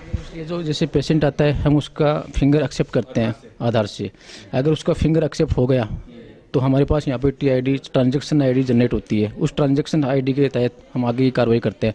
जब तक ट्रांजैक्शन ID जनरेट नहीं होगी तो आगे की जब तक कोई कार्रवाई नहीं होगी, और ट्रांजैक्शन ID अंगूठा लगाने के बाद ही जनरेट होगी, अगर नहीं होगी तो आगे से कोई काम नहीं होगा। इसका मतलब जो ऑनलाइन वेरिफिकेशन हो जाता है? हाँ, पेशेंट का फिंगर आना अनिवार्य है। पेशेंट खुद का भी आना जरूरी है? हाँ, पेशेंट खुद का भी। किसका इलाज किया जा रहा है? वो पेशेंट आया उसका अगर यहाँ इलाज, उसका अंगूठा आया तो हम आगे की प्रोसेसिंग चालू रखेंगे। अंगूठा नहीं आएगा तो एक दूसरा तरीका है जिससे हम आगे से अप्रूवल मांगते हैं कि ये पेशेंट है, इसका फिंगर नहीं आ रहा है, तो इसके लिए आगे से हमें अप्रूवल लेनी पड़ेगी। पेशेंट को गंभीर बीमारी है और इसका इलाज करने के लिए इसका अंगूठे का जो भी है कुछ ख़राब हो जाता है, तो इसको हम MOIC के तहत उसकी TID जनरेट करते हैं, तो वो काम हो जाता है। इसका मतलब एक मूल बात ये है कि जिस तरह से यहाँ पर भामाशाह योजना सरकार ने की है, और ये हॉस्पिटल अप्रूव्ड है, ये सबसे बड़ी बात है योजना के लिए, क्योंकि कुछ ही हॉस्पिटल्स जो प्राइवेट हैं उनको जोड़ा गया है। जी सर, जैसे ये भामाशाह में अपने पास पेशेंट आ रहा है, पूरी सुविधाएं मिल रही हैं हॉस्पिटल में, उसको उसकी TID अगर जनरेट कर रहे हैं तो अगर ऑनलाइन है या नहीं है उसको देखने के बाद ही हम कर रहे हैं, उसको पूरी सुविधाएं मिल रही हैं। गांव के लोगों को, गरीब लोगों को, गरीब परिवारों को भी उससे बहुत फ़ायदा मिल रहा है। इसका जो क्लेम है वो आपके पास अपने पास आ जाता है या मरीज को भी कुछ उसके लिए काम करना पड़ता है? नहीं सर, हम जैसे ही इसमें भामाशाह में अप्रूव करेंगे, उसमें अगर वो ऑनलाइन है भामाशाह कार्ड उनका, तो उनको पूरी सुविधाएँ मिल जाती हैं। ऑनलाइन अगर पूरा डाटा सबमिट है तो वो चीज़ें हैं, तो उस पेशेंट्स का रिकॉर्ड आप कब तक कहाँ कैसे रखते हैं? उनके लिए फाइल बनाई जाती हैं, उनको एडमिट फाइल दिखाते हैं, फिर उनको डिस्चार्ज किया जाता है। जैसे हाँ, पूरा तो वो जो टोटल पेमेंट है वो गवर्नमेंट की तरफ से वापस आपको? गवर्नमेंट की तरफ से ही मिलता है, वो एक भामाशाह स्कीम चल रही है, उसी में सब कुछ मिलता है हमें। तो इसमें पात्र व्यक्ति को किसी भी इलाज के लिए घबराने की जरूरत नहीं है, आपका कहने का मतलब? हाँ जी, जैसे गरीब परिवार से है, ज़्यादा दिक्कत, ज़्यादा कॉस्टली खर्चा पड़ रहा है, तो हमें भामाशाह में उनको फ्री इलाज दे रहे हैं, उनको दिक्कत नहीं आएगी, आगे उनको कोई भी परेशानी नहीं आ सकती, मतलब खर्चे के मामले में उन्हें पूरी सुविधाएं दी जाती हैं हॉस्पिटल में। देखिए दर्शकों, हमारे मुख्यमंत्री हैं, उन्होंने ये एक बहुत बड़ा महत्वाकांक्षी प्रोजेक्ट लिया, क्योंकि कई बार इलाज के दौरान व्यक्ति है पैसों के अभाव में मर जाता है, और ये जो भामाशाह को पहले गवर्नमेंट हॉस्पिटल में ही शुरू किया गया, उसके बाद में जो चिन्हित और बड़े हॉस्पिटल्स हैं जिनमें सब तरह की सुविधाएं हैं उनको भी जोड़ा गया। तो RLJT हॉस्पिटल चुड़ेला भी इसमें पंजीकृत हैं, और इस हॉस्पिटल में आप आके अपने जो भामाशाह कार्ड है और जो जिस तरह से ये बता रहे हैं ऑनलाइन वेरिफिकेशन है, वो सब चीज़ें अगर आप बायोमेट्रिक वेरिफिकेशन हो जाएगा, मरीज़ को अगर उस श्रेणी में आएगा तो वो उसको वो पूरा लाभ ज़रूर मिलेगा। दर्शकों, आप यहाँ देख रहे हैं अभी RLJT हॉस्पिटल चुड़ेला में, और जो आई एक्सपर्ट्स हैं वो यहाँ पर एक जो पेशेंट्स हैं उनके आंखों की जांच कर रहे हैं। किस तरह से तो उनकी आंखों की रोशनी है वो किस कदर कम हुई है, दूर का देखना कम हुआ है या नज़दीक से देखने में समस्या आ रही है, ये जाँच की जा रही है। डॉक्टर यहाँ पर इस वक्त यहाँ पर उपलब्ध हैं और वो उसी के अकॉर्डिंग यहाँ पर जाँच की जा रही है। डॉक्टर साहब को हम बीच में रोकना चाहेंगे। डॉक्टर साहब, ये जो जाँचें हैं यहाँ पर आई एक्सपर्ट के नाते डॉक्टर असलम आपका स्वागत है। किस तरह की यहाँ पर प्रारंभिक तौर पे जांचें की जाती है? यहाँ जांचों से लेके पूरे ऑपरेशन तक की सभी सुविधाएं हैं। जैसे एक चश्मे के नंबर से लेके चश्मे के आगे हम जो भी और अदर डिजीज़ेज़ हैं उसके लिए सारी चीज़ें, उसके बाद कैटरेक्ट है, ग्लूकोमा है, अपना टेरेजियम है, ये मतलब आँखों की बीमारियाँ हैं, इनकी सभी जांचें यहाँ हो सकती हैं। सारी जो है फैसिलिटीज़ अपने हमारे पास अवेलेबल हैं, और इनकी जो सर्जरीज़ के लिए इनके लिए हमारे पास सारी फैसिलिटी अवेलेबल है। हमारे पास पूरी फुल फ्लैश्ड ओटी है। ओटी में ये जो मशीनें हैं वो आपकी किस तरह की नई मशीनें यहाँ पर हैं जो अदर हॉस्पिटल्स हैं उनसे अलग है? जैसे हमारे पास फेको मशीन है, जैसे जो है लेटेस्ट टेक्नोलॉजी है कैटरेक्ट सर्जरी के लिए, मोतियाबिंद के ऑपरेशन के लिए, ये हमारे पास लेटेस्ट टेक्नोलॉजी है। तो यहाँ पर मोतियाबिंद का ऑपरेशन बहुत सफलतापूर्वक किया जा सकता है? बिल्कुल, हाँ। हमारे यहाँ मंथली 150 से 200 सर्जरीज होती हैं। ये कैंप्स भी हैं और पेड भी है। जो अभी कैंप है कल, उसमें किस तरह से सेवाएं यहाँ पर मिलेगी अपने हॉस्पिटल स्टाफ की, और यहाँ के जो सारे इंतजाम हैं उसके बारे में? अभी हम शुरुआत में वहाँ पर पिलानी जाके कैंप कर रहे हैं, स्क्रीनिंग कैंप है, और वो कैंप जो है उसमें हम 4 डॉक्टर्स अब एक इंक्रीज़ और हुए हैं, 5 डॉक्टर्स हैं, वो वहाँ पर अपनी फैसिलिटीज़ देंगे, और वहाँ से स्क्रीन करके हम कि ये मोतियाबिंद के लिए हैं, इनको स्क्रीन करके हम यहाँ ले आएंगे। देन हम जो भी उनका जो आगे प्रोसीजर होता है, प्री ऑप होता है कि ये जांचें हमें करनी है, ये जांचें ज़रूरी हैं, जैसे ब्लड प्रेशर, शुगर और चश्मे का उनके लेंस का नंबर निकालना, केरेटोमेट्री, बायोमेट्री वगैरह, ये सारी चीज़ें यहाँ करेंगे। सारी सब पैरामीटर्स पे फिट होने के बाद हम उनको सर्जरी करेंगे। अब थोड़ा सा मशीनों के बारे में जानना चाहेंगे। जो ये पेशेंट्स यहाँ पर बैठे हैं, इनमें क्या प्रारंभिक तौर पे पहली जांच कौन सी यहाँ पर की जाती है? जो ओपीडी से जो पहला यहाँ पे मरीज आता है, सबसे पहली जांच कौन सी होती है? सबसे पहले आँख के अंदर सबसे पहले नज़र की जांच होती है कि नज़र कितनी है। तो नज़र के लिए हम जांच करेंगे कि आँख में नज़र कितनी है, उसको विज़न टेस्ट बोलते हैं। देन फिर हम उसका रिफ्रैक्शन करेंगे कि नज़र अगर कमज़ोर है तो उसका रिफ्रैक्शन चश्मे का नंबर निकाल के हम उनकी चश्मे की जांच करेंगे। अगर कुछ इम्प्रूवमेंट नहीं आता है तो फिर हम मशीन पे देखेंगे कि कोई अदर कोई चीज़ तो नहीं है कि जिससे कि हमें और कोई प्रॉब्लम है तो उसको आगे उसको लगता है कि जैसे नज़र में दिखने में सही रहता है, लेकिन आंखों के आगे जैसे कहते हैं कि सब पानी आ गया, एक सामान्य सी बात सुनने में आती है, तो वो चीज़ क्या होती है? बहुत सारे कारण होते हैं उसके। जैसे आप अब नज़र ठीक है आपकी, अचानक से पानी आया तो एलर्जिक हो सकता है, बहुत सारी कंडीशंस होती हैं उसके अंदर, पानी आना, बहुत सारी कंडीशंस। ये सब यहाँ टेस्ट में चीज़ें सामने क्लियर हो जाती है एकदम? हाँ बिल्कुल, यहाँ पर सब कुछ। हाँ बिल्कुल। चलिए दर्शकों, देखिए एकदम मॉडिफाइड वो सारा सब नई मशीनें इस तरह की यहाँ पर लगाई गई, मॉडर्नाइज, जो यहाँ पर अक्सर से यहाँ पे करेंगे। हम कहेंगे डॉक्टर साहब से थोड़ा यहाँ पे लाइटिंग करें, किस तरह से जो यहाँ का पेशेंट आता है वो रीड करता है। तो ये इनके जो फ़ॉन्ट्स है, इनके जो वर्ड्स है ABCD, इनकी साइज़ है, इसकी साइज़ के अकॉर्डिंग ही आप पता करते हैं कि उसकी जो दिखने की जो शक्ति है वो कितनी कम हुई है? हाँ, ये देखने के बाद ही पता चलता है कि कौन कितना देख सकता है। इसमें सब अलग अलग पैरामीटर्स होते हैं, 6/60, 6/36 से लेके जिसको सब कुछ दिखता है वो 6/6 में आ जाता है। तो ये जो विजन पावर है इसके बाद में ही फाइनलाइज किया जाता है कि चश्मे से काम चल जाएगा या फिर ऑपरेशन करना पड़ेगा? हाँ, पहले की कुछ और दिक्कत तो नहीं है कि मतलब बिना ऑपरेशन दवाइयों से कुछ काम चल जाएगा या फिर ऑपरेशन की ज़रूरत है। चलिए दर्शकों, ये दूसरा डिपार्टमेंट हमने आपको दिखाया। ओपीडी में डॉक्टर नलरुका से मिले, जो जनरली यहाँ पर सारा फिजिशियन के तौर पे यहाँ पे देखते हैं। भामाशाह कार्ड योजना है, उससे एक सबसे बड़ा लाभ एक पेशेंट्स को मिलता है। और अब ये जो आई डिपार्टमेंट है, इस हेड में डॉक्टर असलम जी हैं, इन्होंने हमें काफ़ी बातें बताई हैं। जी, कुछ और हटके कोई बात आप बताना चाहें? ये है कि हमारे यहाँ ज़्यादातर ऑपरेशन फ्री होते हैं, जो कि हमारा हॉस्पिटल जो है DBCS यानी डिस्ट्रिक्ट ब्लाइंडनेस कंट्रोल सोसाइटी के रजिस्टर्ड है, और हम यहाँ पर कैंप्स में फ्री ऑपरेशन करते हैं। ये पंजीकृत होने के बाद में, और जिला अंधता निवारण समिति उसके तहत पेमेंट वहाँ से होता है और यहाँ से आपके हॉस्पिटल से सुविधा मिलती है? जी बिल्कुल। तो यहाँ पे ऑपरेशन पूरा सक्सेसफुली होता है? बिल्कुल। कितने डॉक्टर्स की टीम काम करती है आपके साथ? हम 4 डॉक्टर्स की टीम। ऑपरेशन होता है उसके लिए पूरी एक अलग से लिस्ट बनती है मरीजों की, और डॉक्टर्स भी उसी के लिए अकॉर्डिंग तैयार रहते हैं? जी बिल्कुल, जैसे ज़्यादा बल्क होता है तो ज़्यादा टीम बड़ी हो जाती है, और जैसे है अभी रूटीनली जितना चलता है, हम 50 केसेस पर कैंप करते हैं, तो उसके हिसाब से जो हमारी टीम है वो कैपेबल है उसके करने के लिए। चलिए डॉक्टर असलम, बहुत बहुत धन्यवाद, आपने सारी जानकारी बताई। और अब दर्शकों चलते हैं अगले हेड की तरफ। दर्शकों, यहाँ पर ये डेंटिस्ट हैं, वो अभी यहाँ पर इलाज चल रहा है। दांतों की छोटी मोटी जो बीमारियाँ हैं वो कई बार बहुत बड़ा रूप ले लेती है, तो यहाँ पर RCT भी की जाती होगी। ये सारी बातें हम डॉक्टर साहब से यहाँ करेंगे। पेशेंट्स यहाँ पर आए हैं। आप किस जगह से आए, कौन से गांव से आए? गांव नुआ से। तो क्या इनके साथ आए आप? हाँ, इनके साथ है। क्या दांतों में क्या तकलीफ है? इसके जाड़ों के कीड़े लगे हुए हैं, उसमें तो क्या क्या किया जा रहा है? अब दांतों की सफाई बोलिए। चलिए, ये देखिए दर्शकों, यहाँ पर मॉडर्नाइज पूरी मशीनें हैं, जिसके माध्यम से पूरी जो डॉक्टर साहब है वो दांतों में जैसे कीड़ा लगना कहते हैं, हालांकि कीड़ा नहीं होता है, लेकिन उसकी पूरी जानकारी, पूरी डिटेल यहाँ पर उपलब्ध करवाई जा रही है। छोटे और बड़े सभी प्रकार के मर्ज का इलाज इस हॉस्पिटल में हो रहा है। यहाँ हॉस्पिटल में डॉक्टर नरेंद्र है, जो एज ए डेंटिस्ट यहाँ पर अपनी सेवाएं दे रहे हैं। डॉक्टर साहब, ये जो यहाँ पेशेंट्स अभी है, इनमें किस तरह का क्या काम यहाँ इनके दांतों में किया जा रहा है? अभी दांत निकालना है, तो इससे पहले इनके दांतों में जितनी गंदगी है जो भी, उसको पहले स्केलिंग करें इसमें हम, जिसमें स्केलिंग जितना भी इसमें और दांत ज़्यादा ना सड़े या ज़्यादा ख़राब नहीं हो, तो पहले स्केलिंग करके उसके बाद इनका दांत निकाला जाएगा। सीधे दांत निकालने के लिए कैसे आपने इसको प्रेफर किया, किस कारण से? या दांतों की सफाई भी हो सकती थी?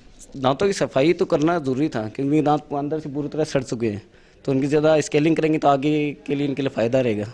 उसके बाद इनका दांत निकाल देंगे, एक्सट्रैक्शन कर देंगे उनका।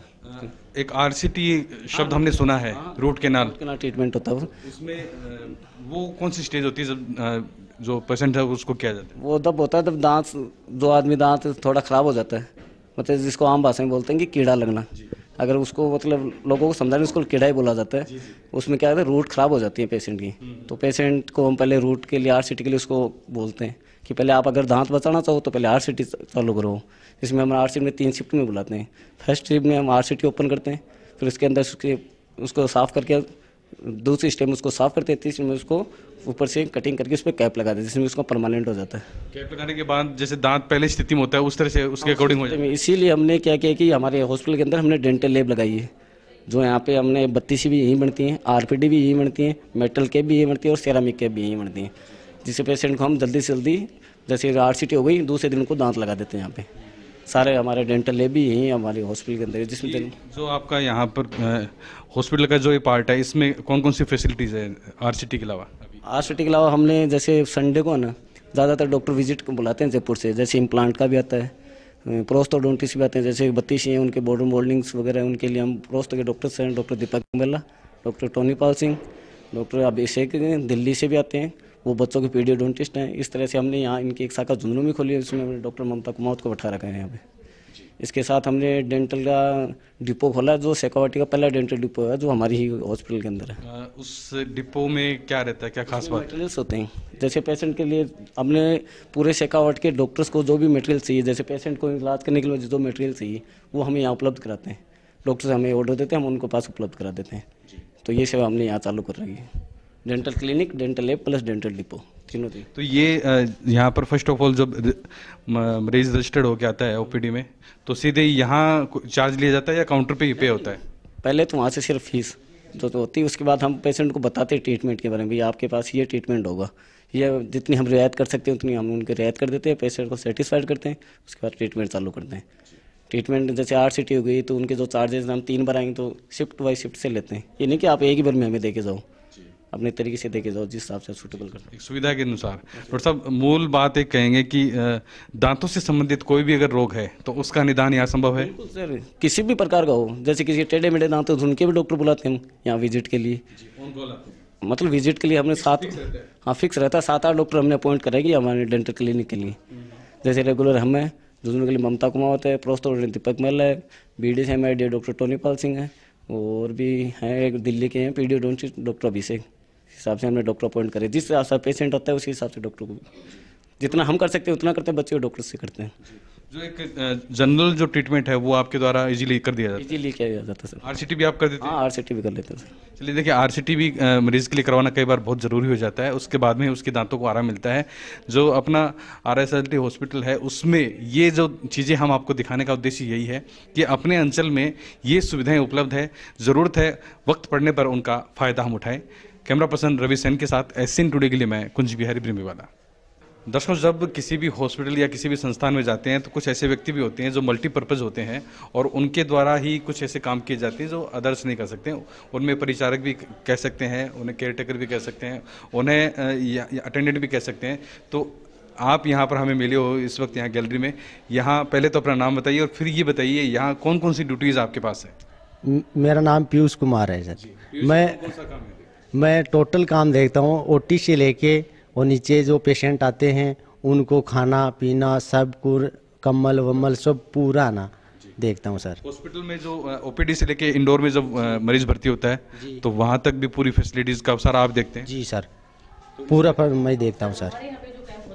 रात को रुकते हैं पेशेंट 24 आवर 36 आवर, तो यही बच्चा ही देख के उनकी केयर करता है, उनको खाना खिलाना, कंबल उड़ाना, बिठा के दवाई देना, रात को सारा काम यही करता है। नर्सें साथ में होती हैं सपोर्टिंग के लिए, पर सारा काम यही बच्चा देखता है। जी, ये एक बड़ी बात है क्योंकि कई बार क्या होता है कि रात के समय पेशेंट को कोई व्यक्ति नहीं मिलता, उसको जैसे सर्दी लग रही है तो कंबल चाहिए या कोई खाने पीने का ऐसा अचानक से उसको डिमांड होती है, तो उसमें भी एक ऐसा अटेंडेंट चाहिए जो सर यही बच्चा ही देखता है। ये पीयूष है, हमारे RLJT हॉस्पिटल का पियून है। ये एक ही पियून है हमारे पास में, हम पियून नहीं रखते हैं, हम पियून पे विश्वास नहीं करते। मैंने बताया था आपको, हमारा ट्रस्ट का है, हमारे यहाँ पे पियून नाम की चीज़ ही नहीं है। हम अपने सेल्फ डिपेंडेंट हैं, हमें पानी भी लेना, हमारी बोतल हम खुद लेके पियेंगे।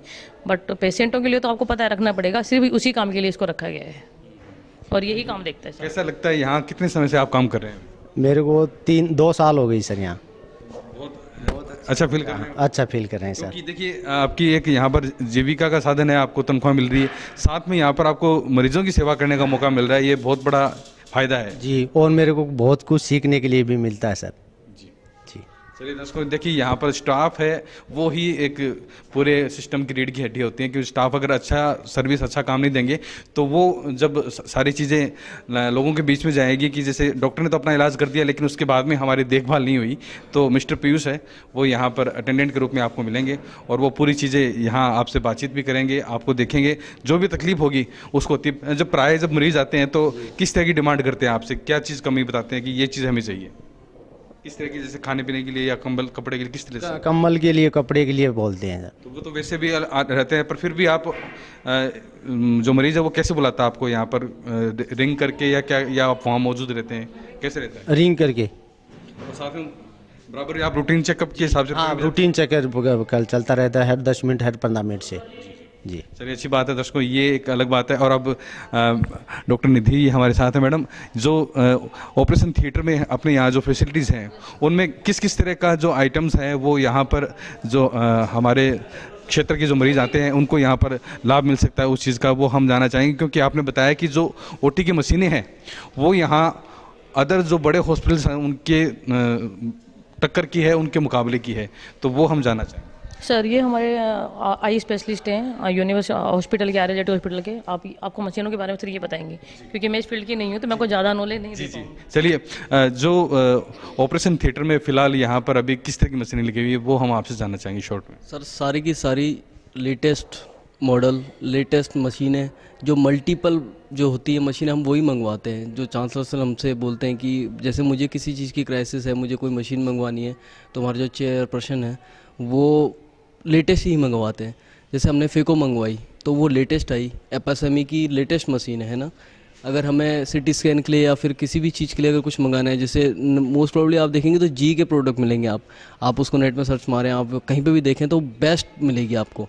तो जितनी भी मशीनरी होती है वो बेस्ट ही में एडवांस, बिल्कुल आज की डेट में टिल डेट में अगर आप टिल डेट मारेंगे टॉप मॉडल वही मिलेगा, वो यहाँ पर है। दोस्तों, इतना बड़ा अस्पताल, उसके अलग अलग डिपार्टमेंट्स, कई बार देखते हैं कि एक छोटा सा कमरा होता है जिसमें पैथोलॉजी की एक ही कमरे में और कई तरह की जांचें होती है, लेकिन वो जांचें सामने नहीं आती। आप देख सकते हैं कि अलग अलग विंग है यहाँ पर और उस विंग के अकॉर्डिंग और यहाँ पर जो जांच है वो लेबोरेटरी में होती है। पैथोलॉजिकल लैब है यहाँ पर, वो सर हमारे साथ ही आएंगे। जी, आप पैथोलॉजी लैब देखते हैं? बिल्कुल सर। चलिए हम आपसे अंदर चल के बात करेंगे यहाँ पर किस तरह की जांचें हैं वो यहाँ पर पॉसिबली संभव है। कितनी जो अभी डॉक्टर साहब बता रहे थे कि T3, T4, TSH की जो जांचें हैं वो भी होती हैं यहाँ पे, और थायराइड कंप्लीट करते हैं। तो सर थायराइड की रिपोर्ट कब तक आ जाती है सर? थायराइड की रिपोर्ट सर 2 घंटे में आ जाती है हमारी। 2 घंटे में सर? बिल्कुल सर। तो उसके लिए ब्लड का सैंपल जैसे आता है, सीरम चाहिए उसके लिए हमें। जी, सीरम जो यहाँ पे सैंपल लेके आते हैं वो बना के लेके आते हैं या आप बनाते हैं? हम भी बनाते हैं सब। आप बनाते हैं?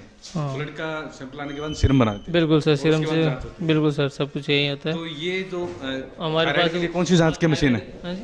थायराइड की जांच के लिए T3, T4 के लिए कौन सी मशीन है यहाँ पे? एलाइजर रीडर है। नहीं, कौन से हम जानना चाहेंगे मशीन? अच्छा, जिनमें वो थायराइड की एलाइजर जांच रीडर होती अपने है। ब्लड बैंक में रखा है। ये जो मशीनें हैं ये हमारी फुली ऑटोमेटिक है, बायोकेमिस्ट्री के लिए। बायोकेमिस्ट्री की जांच होती है जी। इस फुली ऑटोमेटिक है, और इसमें एक साथ में 3 सैंपल रन होते हैं, 30 सैंपल, और बहुत ही 20 मिनट में। 20 मिनट में। तो यहाँ जो हॉस्पिटल्स के जो सैंपल आते हैं मरीजों के वो तो आते हैं, उसके अलावा बाहर से कितने सैंपल आते हैं? सैंपल आ रहे हैं सर, हमारे यहाँ आसपास के चारों तरफ एरिया सैंपल आ रहे हैं। रोज के 15 से 20 सैंपल डेली आ रहे हैं। जी। किस तरह की जांचें आती हैं उनमें? मतलब सभी ज़्यादातर तो थायराइड, हार्मोन्स की जांचें ज़्यादा आती हैं। तो वो उसमें ये जो इलेक्ट्रॉनिक जांच का सिस्टम है यहाँ पे किस तरह से रिपोर्ट बनती है? सारा फुली ऑटोमेटिक है? हाँ, सब फुली ऑटोमेटिक है, सब डिजिटल है, और बहुत ही हाँ जी हाँ। इसमें जो ये जो लिस्ट हमारे सामने है, इनमें ये हमारे साथी हैं, मुरारीलाल जी हमारे साथ हैं जी। मैं रवि को कहूँगा कि ये चीज़ें प्राय दिखाएं, क्योंकि ये जनरल जो डिजीज़ हैं उनकी जांचों के बारे में यहाँ पर पैथोलॉजी जांचें लिखी हुई है, CBC, HB, TLC, DLC, TEC, ये काफ़ी जांचें यहाँ पर हैं। तो मुरारी जी ये जो जांच है ये पैरामीटर है, मतलब ये है कि सभी पैरामीटर हमारे यहाँ उपलब्ध है। तो यहाँ पर मुरारी जी जब जांच यहाँ आप लोग सैंपल लेके आते हैं तो किस तरह से कौन सी ज़्यादा जांच इनमें बहुतायत में होती है जो लोग ज़्यादा करते हैं? सर यहाँ और हॉस्पिटल से रीजनेबल रेट में सब जांचें होती हैं। ये जांचें रेगुलर जांचें होती हैं। जो यहाँ थायराइड के लिए मेन जयपुर या अहमदाबाद भेजना पड़ता है सैंपल, पर यहाँ सेम डे ये थायराइड की जाँच की रिपोर्ट मिलती है, अवेलेबल है यहाँ मिलती बात है। क्योंकि थायराइड के बारे में हमने काफ़ी बार देखा है, सुना है कि सैंपल लेते हैं और उसके बाद में जयपुर बीकानेर या और 7 दिन में रिपोर्ट होती थी पहले। हम लोग खुद भी करवाते थे पहले बाहर के सिलेब से। 7 दिन में रिपोर्ट आती थी थायराइड की, आजकल per day same day they देते हैं हम लोग। मुरारी जी जो सैंपल यहाँ पहुँचते हैं उनमें थायराइड के अलावा और कौन कौन सी जाँचें आती हैं? यहाँ रूटीन जो डॉक्टर से रिकमेंड करते हैं, रूटीन की सब जांचें हैं यहाँ पे। रूटीन की सब जांचें सेम डे मिल जाती है। सबसे बड़ी बात ये है कि तकलीफ नहीं होती है पेशेंट को। आज जांच करवाई तो 3 दिन बाद में रिपोर्ट आएगी तो ट्रीटमेंट चालू होगा। यहाँ सेम डे रिपोर्ट मिलने से पेशेंट को ट्रीटमेंट सेम डे चालू हो जाता है। सबसे बड़ी बात ये है कि यहाँ वो मशीनें हैं, वहाँ वो साधन है जो सेम डे रिपोर्ट आती पेशेंट को ट्रीटमेंट चालू हो जाता है। फुल्ली ऑटोमेटिक है सारा? सब ऑटोमेटिक। सर ये जो यहाँ सबसे पहले जब ब्लड का सैंपल लिया जाता है तो फर्स्ट स्टेप कौन सी मशीन से होता है? कौन सी जांच सबसे पहले की जाती है? सैंपल तो हाथ से ही लिया जाएगा। नहीं, सैंपल ले लिया उसके बाद में अलग अलग जगह पे सैंपल को डिवाइड कर देते हैं। जैसे हेमेटोलॉजी के लिए सेल काउंटर से इसमें, हाँ, उसके बाद फिर उसको सीरम निकालते हैं क्लॉट करके, फिर उसके उधर हमारे यहाँ डिस्ट्रॉय भी है, बायोमेडिकल वेस्ट का भी है, तो उसके लिए हमें वेस्ट भी करना पड़ता है। तो ये वेस्ट, ये जो मशीन है ये किस चीज़ के लिए? ये सर इंक्यूबेटर है, टेम्परेचर के लिए।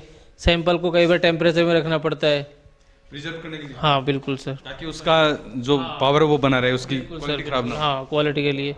और हम लोग डेली क्वालिटी कंट्रोल भी लगाते हैं सभी मशीनों पे जी।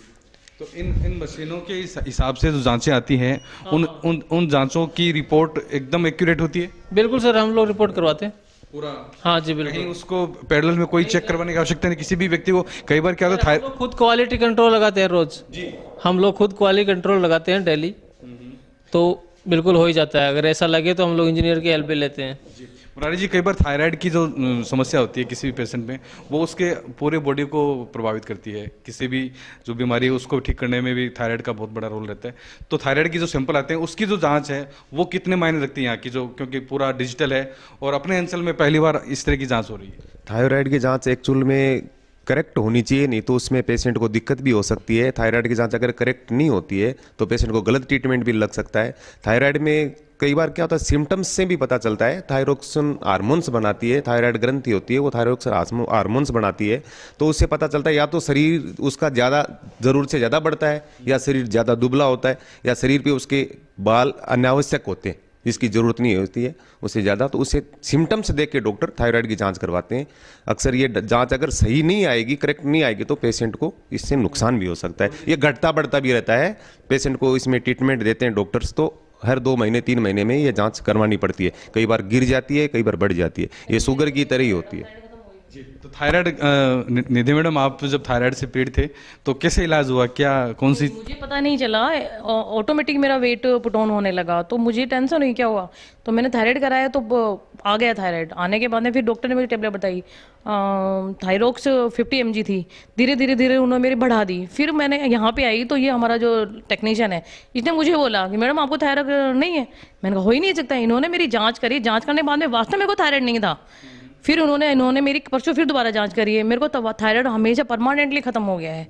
तो ऑथेंटिक मैंने खुद जांची है, मैं ऐसा नहीं बोलती हूँ। जहाँ मैं खुद लगता है कि 100% है, मैं तभी बोलती हूँ ये दिस इज द फैक्ट। इन्होंने मुझे बोला, मैंने नहीं माना। मैंने कहा मेरी जांच करो। जांच करने के बाद में मैं अपनी रिपोर्ट दिखाती हूँ आपको। उस रिपोर्ट के अंदर परफेक्टली आया हुआ है कि मुझे थायराइड है ही नहीं था, जब खत्म हो गया मेरा।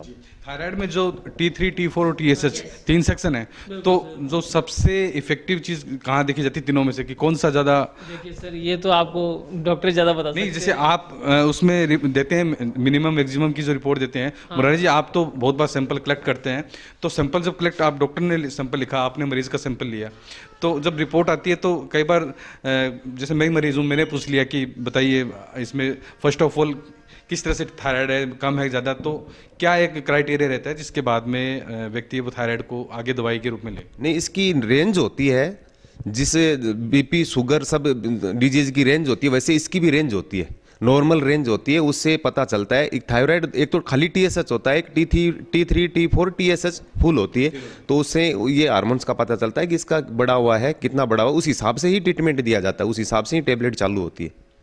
मैडम, ये वैसे तो आप यहाँ पैथोलॉजी नहीं देखते हैं, लेकिन अगर कोई व्यक्ति थायराइड करवाना चाहे तो उसकी क्या शुल्क, किस तरह से जांच होती है यहाँ? अगर कोई बाहर से हमारा रेट बहुत ही कम है, 400 रुपये हम लोग थायराइड करके दे रहे हैं, जबकि बाहर 750 भी ले रहे हैं, कोई 500 भी ले रहे हैं, जिसमें तीनों हो जाती T3, T4, TSH। सबसे अच्छी बात है। हाँ बिल्कुल, हम लोगों ने यहाँ के एरिया के हिसाब से बिल्कुल कम से कम रीजनेबल रेट रखी है। तो यहाँ मुरारी जी, आप लोकेलिटी के एरिया को आप देखते हैं, बिसाऊ और आसपास के, बिसाऊ चुड़ेला कोई दूर नहीं है, तो क्या लगता है कि जो ये इतना बड़ा पैथोलॉजी लैब है वो सारा डिजिटल है, इससे लोगों को लाभ मिलेगा? इससे लाभ मिलेगा। लोगों को अभी क्या है, पूरा ध्यान नहीं है, लोगों को पता नहीं है। लोगों को जब पता चलेगा, आएंगे करवाएंगे, तब उनको पता चलेगा कि करेक्ट जांच और सही टाइम पे रिपोर्ट, तो लोगों को बहुत फायदा मिलेगा इससे। सही टाइम पे रिपोर्ट मिलने से सही ट्रीटमेंट चालू हो जाएगा, सेम डे ट्रीटमेंट चालू हो जाएगा, बहुत फायदा मिलेगा। चलिए दोस्तों, बहुत अच्छी बात है, और हम इस हॉस्पिटल परिवार के आभारी हैं कि इन्होंने इतना बड़ा बीड़ा उठाया, क्योंकि नई जो एडवांटेज है, नई जो चीज़ें हैं, उनको क्रिएट करना ही बड़ी बात है। एक जो फिक्स जो रूट है उस पर तो सभी चलते हैं, लेकिन नया रास्ता चुनना, नई मशीनें, नई तरीके से हैवी लेवल पे काम करना ही अपने आप में बहुत मायने रखता है। जिस तरह से सारा जो देश है वो डिजिटल हो रहा है, यहाँ पर भी हमने जो भी अब तक की सारी मशीनें, जाँचें, जो भी चीज़ सिस्टम देखा है, सारा डिजिटल है। तो ये है डिजिटल एक्सरे रूम। यहाँ पर जो एक्सरे के इंचार्ज है वो यहाँ मौजूद हैं, और आप देख सकते हैं यहाँ पर सारी मशीनें डिजिटलाइज हैं, और यहाँ जब एक्सरे होने के बाद में यहाँ पर पूरी रिपोर्ट है, उसका प्रिंट एकदम, ये जो पहले मैनुअल होता था और अब डिजिटल हुआ है, इससे कितना फर्क पड़ा है, कितना लाभ मिलता है मरीज को? सर, पेशेंट को लाभ ये मिलता है कि पेशेंट को हम 5 मिनट में एक्सरे करके दे देते हैं उसको, और जैसे एक डिजीज़ होती है, उसकी कोई फ्रैक्चर है, एनी फ्रैक्चर है, वो अपन उसका पूरा जूम करके पूरा क्लियर करके देख सकते हैं उसको। अपन एक एक चीज़ देख सकते हैं। जैसे मैं आपको एक्सरे दिखाना चाहूँगा, जैसे ये एक्सरे है, इसका शोल्डर फ्रैक्चर है, अगर मैनुअल एक्सरे करेंगे अपन तो ये क्लियर नहीं आएगा। इसकी स्कैपुला फ्रैक्चर है, पिछली साइड से जो अपने पीछे की साइड में होती है हड्डी, वो फ्रैक्चर है इसमें। तो अपन इसको देखो, जैसे जूम करके देख सकते हैं अपन इसको अपन जूम करके देख सकते हैं, नीचे ऊपर करके भी देख सकते हैं, क्योंकि अगर मैनुअल होगा तो सिर्फ जिसमें मैनुअल में जो इमेज आ गई वही रहेगी, ना कि अपन इसको जूम करके क्लियर करके, जैसे अपन इसको ब्लैक एंड वाइट करके देख सकते हैं, अपन इसको दूसरा भी करके देख सकते हैं। इसमें जैसे एरो के निशान भी लगा सकता हूँ मैं, जैसे यहाँ से फ्रैक्चर है, इसके मैंने यहाँ से एरो लगा दिया, ये जैसे मैंने ये एरो लगा दिया इसके यहाँ पे, तो उसके बाद में जो डॉक्टर हैं उनको डायग्नोस करने में काफ़ी। यस सर, जैसे मैंने ये एरो लगा दिया, डॉक्टर को दिक्कत नहीं आएगी देखने में कि डॉक्टर सीधा यहीं पे ध्यान देगा कि इसका शोल्डर फ्रैक्चर है। मैनुअल के अंदर ये प्रोसेस नहीं थी, जैसे इसमें स्क्रीनिंग करके मैं प्रिंट दे दूंगा, ओनली 5 मिनट के अंदर पेशेंट को एक्सरे मिल जाएगा। ये जो दोनों मशीनें हैं ये दोनों प्रिंट की है या किसकी? ये स्कैनिंग की मशीन है। जैसे मैं कैसेट लेके आऊँगा, जैसे आपको कैसेट दिखाना चाहूँगा, ये कैसेट होती है एक्सरे की, इसको पेशेंट के नीचे लगा इस पर रीड करके लेके आऊँगा, इसके अंदर लगाऊंगा कैसेट को मैं, ये रीड करेगी, मेरे को इसमें दिखाएगी, इसमें से मैं इसको प्रिंट देने के लिए इसमें भेजूंगा। इसमें मरीज का नाम वगैरह डालना होता है, टोटल डालना पड़ता है। जैसे सर, जैसे ये हो गया, ये पूरा इसमें जो डाटा है वो सबमिट करना होता है। ये मेरा प्रोसेसिंग खुल गया। इसमें पेशेंट का नाम, फर्स्ट नाम आएगा, लास्ट नेम, पेशेंट की आईडी क्या है, जेंडर मेल फीमेल, उसकी डेट ऑफ बर्थ, पेशेंट की एज, जैसे डिपार्टमेंट और रेफर्ड फिजिशियन डॉक्टर का नाम। लास्ट में जैसे नीचे से ऐड व्यू कर दूंगा, यहाँ से ये ऐड व्यू करूँगा, इसके अंदर वो आ जाएगा एक्सरे। और उसके बाद में प्रिंट है वो वहाँ उस मशीन में नहीं, प्रिंटर है इसका, इसमें मशीन में प्रिंट आ जाएगा। तो ये जो एक्सरे की मेरे ख्याल से हाई लेवल का प्रोसीजर है या इससे भी एडवांस कुछ आया है? ये सबसे लेटेस्ट टेक्नोलॉजी है और बहुत ही एडवांस है। जैसे मान लीजिए किसी टाइम अगर मेरा कीबोर्ड या माउस काम नहीं कर रहा है तो मेरा पूरा सिस्टम टच में है। ये अच्छा, टच स्क्रीन भी है? ये टच स्क्रीन है मेरा पूरा सिस्टम। मान लीजिए मेरा माउस काम नहीं कर रहा है, मेरा ये कीबोर्ड काम नहीं कर रहा है, तो उसमें टच में काम कर सकता हूँ मैं आराम से, मैं यानी कि लेटेस्ट टेक्नोलॉजी है ये। तो डिजिटल एक्सरे का दर्शकों आपने देखा कि जब एक्सरे जब मैनुअल हुआ करते थे, टाइम भी बहुत लगता था और उसमें माइनर जो कोई भी फ्रैक्चर होता था, क्रैक होता था, तो वो चीज़ सामने नहीं आती, वो उसमें दिखती नहीं थी। आज इसमें अपन क्लियर करके देख सकते हैं। और रिपोर्ट कितनी देर में मिल जाती है? ओनली 5 मिनट में, सिर्फ 5 मिनट में पेशेंट को रिपोर्ट मिल जाती है। जो पहले पानी से निकालते सुखाते थे वो सब 20 मिनट लगती थी उसको धोने में, फिर 1 घंटा लगता था उसको पेशेंट को देते, वो बाहर सुखाते उसको, फिर वो सूखता। बाई जो अगर पेशेंट के उसके हाथ लग गए फिल्म के तो फिल्म ख़राब हो गई, या फिर गीला अपन किसी फोल्डर में डाल दिया तो ख़राब हो गई।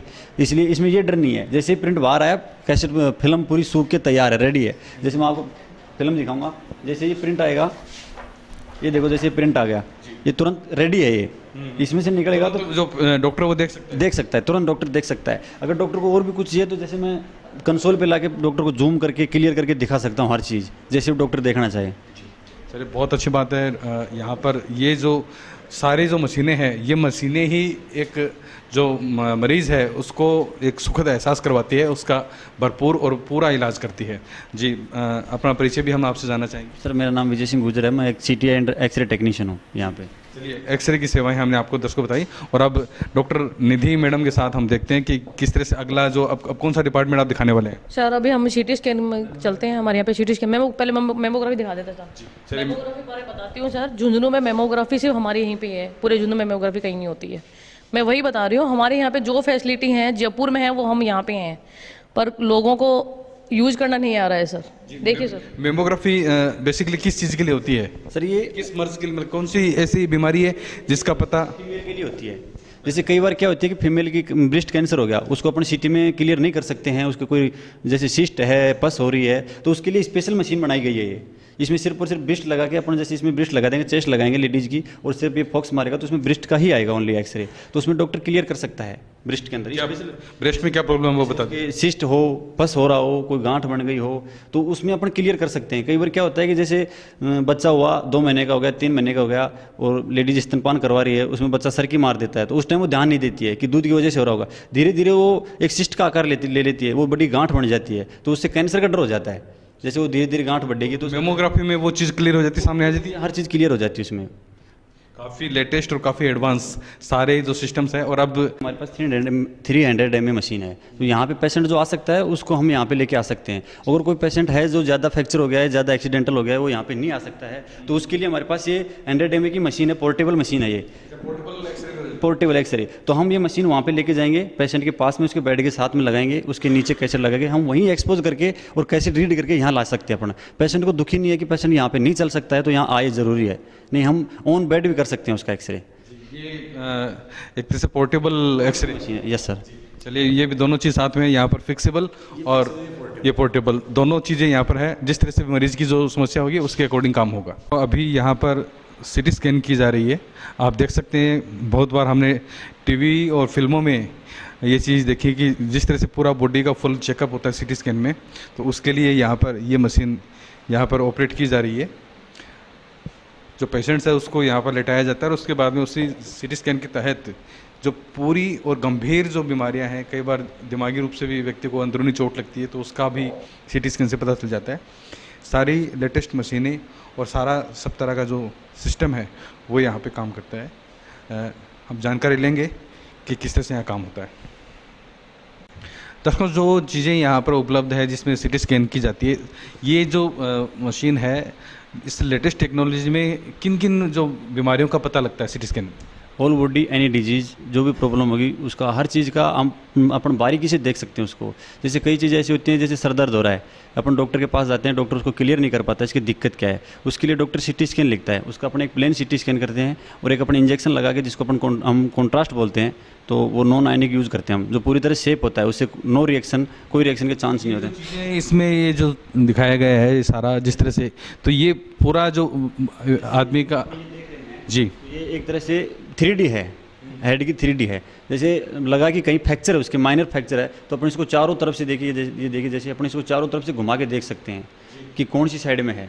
अगर कहीं फ्रैक्चर है उसके, तो फ्रैक्चर का क्लियर पता लग जाएगा। ये इसमें पूरी जांच सामने आ जाती है, पूरी जांच क्लियर, पूरी क्लियरिटी सामने आएगी इसमें। जैसे अपन इसको पूरा क्लियर करके देख सकते हैं। जैसे अपने को लगा कि जैसे कई बार क्या होता है कि पैरालिसिस हो जाता है, उसमें एक साइड से अपना कोई भी पार्ट्स है वो डैमेज हो जाता है, सुन हो जाता है, तो उसमें अपन इसको जैसे स्क्रीन चढ़ा के देख सकते हैं। अगर इसमें पैरालिसिस होगा तो कहीं से भी एक साइड वीकनेस हो जाएगी, कमज़ोर दिखेगी, एक साइड से हाइडलाइट दिखेगी। अगर किसी के स्कैल्प हेमाटोमा जाता है, जिसको अपन अपनी भाषा में बोलते हैं कि जैसे किसी चीज़ की लगी और वो सूज गया, तो उसके लिए अपन क्लियर करते हैं कि अंदर फ्रैक्चर तो नहीं है। अगर जहाँ से वो सूझेगा वहीं पे वो राउंडेबल ऊंचा उड़ जाएगा। अगर फ्रैक्चर है तो अपन इसको बोन विंडो में करके देख सकते हैं। जैसे इसका अपन ने बोन विंडो कर दिया है, ये अपन ने इसकी बोन बना दी, ये अपन देख सकते हैं। मतलब एकदम माइनेटली पूरा माइनर तरीके से आप देख सकते हैं हर चीज़ का, अपन देख सकते हैं, फुल डायग्नोस्टिक। तो ये जो जांच है यहाँ कंटिन्यूटी अवेलेबल अपने पास, कंटिन्यू कभी भी कर सकते हैं। कितना कॉस्टली, क्या किस तरह से रहता है? सर जैसे कॉस्टली तो हम नॉर्मल सीटी स्कैन अपन झुंझुनू में जाएंगे वहाँ 1600 रुपये लेते हैं, लेकिन हम गवर्नमेंट रेट पे कर रहे हैं। जो गवर्नमेंट ने रेट निकाल रखी है, हम उससे भी 100 रुपये सस्ता कर रहे हैं। गवर्नमेंट ने 1100 रुपये सीटी स्कैन कर रखा है हेड का, लेकिन हम 1000 रुपये में ही कर रहे हैं, ताकि यहाँ के ग्रामीण इलाके के जो लोग हैं उनको कुछ फ़ायदा मिले, उनको कुछ लाभान्वित हों। हमारा हर दम यही प्रयास रहता है कि यहाँ हमारे पास जो पेशेंट आए वो बिल्कुल संतुष्ट होकर जाए, खुश होकर जाए और उसके ज़्यादा खर्चा भी ना लगे। ये बड़ी बात है। चलिए देखिए दर्शकों, यहाँ पर सिर्फ कमाना ही उद्देश्य नहीं है, सेवा और परोपकार का मुख्य ध्येय है, जिसके तहत ही यहाँ पर इतनी आधुनिकतम सेवाओं के साथ ये अस्पताल संचालित किया जा रहा है। दर्शकों, यहाँ पर बहुत ही एडवांस ऑपरेशन थिएटर है, उसके प्रवेश द्वार के पास हम हैं और डॉक्टर नरुका हमारे साथ हैं, जो हमें बताएंगे कि यहाँ पर किस तरह से ऑपरेशन होता है। ये हमारा तीसरा द्वार है, 2 द्वार पहले रह गए, उससे अपन एंट्री कर सके। पहला डोर, दूसरा डोर और तीसरा डोर है हमारा ये। अब इसके बाद में जो ओटी में यहाँ कितने रूम है, कितने ऑपरेशन एक साथ हो सकते हैं? थिएटर है, 3 थिएटर हैं, 2 लेफ्ट राइट में और एक मेन हॉल और मॉड्यूलर ओटी है, जो बहुत रिसेंटली बनाया गया है, बहुत बढ़िया। जी, ये मॉड्यूलर ओटी है जिसमें मल्टीपर्पज़ टाइप में होती है, उसमें ये है। जी दर्शकों, अक्सर आपने ये बड़ी बड़ी मशीनें फिल्मों में जब कोई हीरो घायल होता है उस वक्त आपने देखी होगी। डॉक्टर साहब, ये जो है यहाँ पर किस तरह के ऑपरेशन हो सकते हैं? इसमें सभी तरह के ऑपरेशन होते हैं, स्पेशली जो ऑर्थोपेडिक से ऑपरेशन है तो 2.5-3 घंटे चलते हैं, वो चलते हैं। इसमें ये टेबल है, वो CRM है, ये बॉल सेपरेटर्स है, विंडो है, उसमें एक साइड से सामान आ सकता है, एक साइड में जाएगा तो दोबारा बंद होके फिर दोबारा जाएगा। और ऊपर लेमिनर एयर फ्लो लगा हुआ है, उससे जो हवा आती है वो भी एंटीबैक्टीरियल आती है। और एक बार इसमें सब टाइमिंग है, कितना टेम्परेचर रखना है, कितनी लाइटिंग रखना है, सबका सब इसमें है। और बाकी पूरा इक्विप्ड है, स्पेशली नी जॉइंट या हिप जॉइंट रिप्लेसमेंट के लिए ये मॉडल ओटी बनाया गया है। तो ये इस तरह का हॉस्पिटल अपने आसपास में चूरू में कहीं और भी किसी गवर्नमेंट या प्राइवेट हॉस्पिटल में? पहले तो कहीं नहीं थे, अभी तो एक हमारे बनाने के बाद में दूसरी 1-2 जगह बन गए हैं, लेकिन सबसे पहले हमने ही बनाया था झुंझुनू जिले में। ये लेटेस्ट टेक्नोलॉजी है अभी तक की, इसके अलावा मतलब ये हाई एंड फास्ट? हाँ, लेटेस्ट टेक्नोलॉजी के अनुसार बनाया गया। डॉक्टर साहब, इसमें आपने बताया ऑर्थो के वो ऑपरेशन होते हैं, उसके अलावा भी ऑपरेशन इस पे किस? जनरल ऑपरेशन भी हो सकते हैं, लेकिन स्पेशली ऑर्थो ऑपरेशन में 2.5-3 घंटे के न्यूरो के ऑपरेशन भी हो सकते हैं। महात्मा गांधी से न्यूरो स्पेशलिस्ट आए थे यहाँ कैंप करने के लिए, वो भी कह के गए कि जब भी मेरे को कोई स्पेशल केस करना होगा तो मैं यहीं आके करके जाऊँगा। दोस्तों, यहाँ पर हॉस्पिटल में डायलिसिस की जो फैसिलिटीज़ है वो भी अवेलेबल करवाई गई है। किस तरह के पेशेंट यहाँ पर आते हैं और कैसा ट्रीटमेंट यहाँ मिलता है?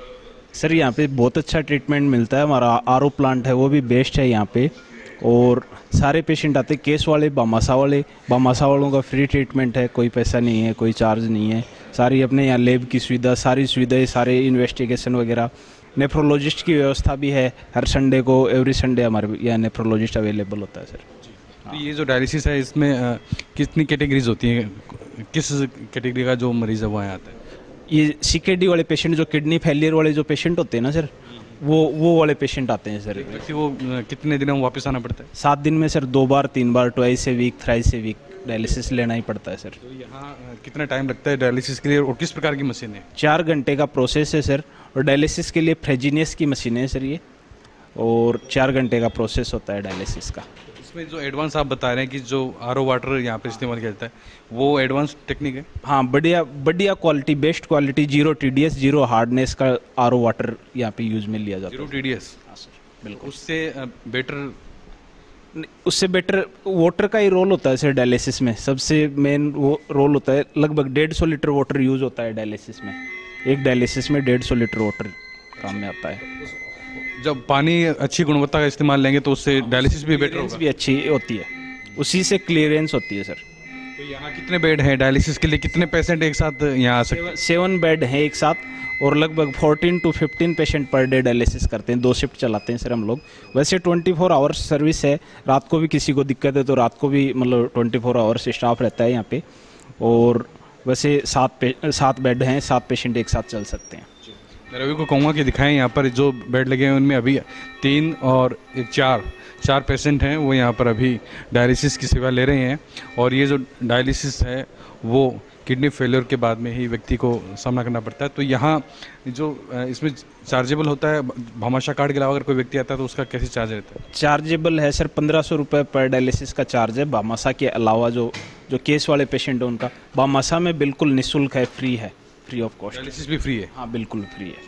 तो दर्शकों, ये जो अपना हॉस्पिटल है, उस हॉस्पिटल की ये खास बातें ही हम हमारे चैनल के माध्यम से आपके सामने रख रहे हैं कि क्षेत्र में इतना बड़ा हॉस्पिटल, तमाम सुविधाओं को यहाँ पर रखा गया है। और जो लोगों को परेशानियाँ हो रही है उन परेशानियों को ध्यान में रखते हुए यहाँ पर हाई लेवल की डिजिटल सेवाओं का इस्तेमाल यहाँ पर किया गया है। ये जो यहाँ इतनी मशीनें हैं, तो अदर जो हॉस्पिटल्स हैं अपने एरिया में, शेखावाटी में, तो उनके मुकाबले अपनी जो मशीनें हैं उनकी संख्या कितनी है? अब अपनी मशीनों की संख्या 7 है, 7 बेडें हैं। और जो अदर हॉस्पिटल हैं उसमें 1 या 2 ही मशीनें हैं, तो वो 1-2 पेशेंट को ही कर सकते हैं। हम लोग 7 पेशेंट एक साथ चालू कर सकते हैं। तो इसमें जो पेशेंट आता है उसको ब्लड वगैरह सब यहाँ पे पूरा सब चीज़ें उपलब्ध हो जाएगी? बैंक वगैरह सब, सारी फैसिलिटी, मतलब ऑल मेडिसिन वगैरह, ब्लड बैंक वगैरह, सारी चीज़ें यहाँ अवेलेबल करवाई जाती हैं सर। मतलब ये जो झुंझुनू जिले की अगर हम बात करें तो वहाँ इस तरह के बेड और इतनी फैसिलिटीज़ अदर हॉस्पिटल में नहीं मिलेंगी सर, बिल्कुल। बाकी अच्छी बातें बताई जा रही है कि अगर कैसे ज़्यादा आते हैं तो भी घबराने की ज़रूरत नहीं है, उन सभी का एक साथ यहाँ पर डायलिसिस हो सकता है। दर्शकों, जो अपना हॉस्पिटल है वो आपने पूरी जानकारी यहाँ पर ली है और तमाम सुविधाओं के बारे में हमने विस्तार से आपको बताया है। जो हॉस्पिटल स्टाफ है उनसे आपकी बातचीत करवाइए, डॉक्टर्स है, नर्सिंग स्टाफ है। भामाशाह योजना का किस प्रकार से लाभ मिल रहा है, किस प्रकार से गरीब व्यक्ति का भी यहाँ पर निःशुल्क इलाज किया जाता है। डायलिसिस की सुविधा हो या पैथोलॉजी की जांचें हो या फिर जो डिजिटल एक्सरे हो, तमाम सुविधाएं सिटी स्कैन से लेकर यहाँ पर उपलब्ध है। एक छोटे से ग्रामीण इलाके में इतना बड़ा हॉस्पिटल जो मेट्रो सिटी की तर्ज पर यहाँ पर बनाया गया है, उसके प्रेरणा स्रोत है यहाँ के trustee chairperson doctor Vinod ji Tibrewala. Sir, स्वागत है आपका इस कार्यक्रम में। सर, ये इतना बड़ा हॉस्पिटल जब आपने यहाँ पर जेजेटी यूनिवर्सिटी का एक नाम यहाँ पर शुरू हुआ आज से कई वर्षों पहले, और उस यूनिवर्सिटी ने जब एक चुड़ैला को नाम दिया, तो अब ये जो हॉस्पिटल की आपने आधारशिला रखी, इसके पीछे क्या आपका पूरा उद्देश्य रहा?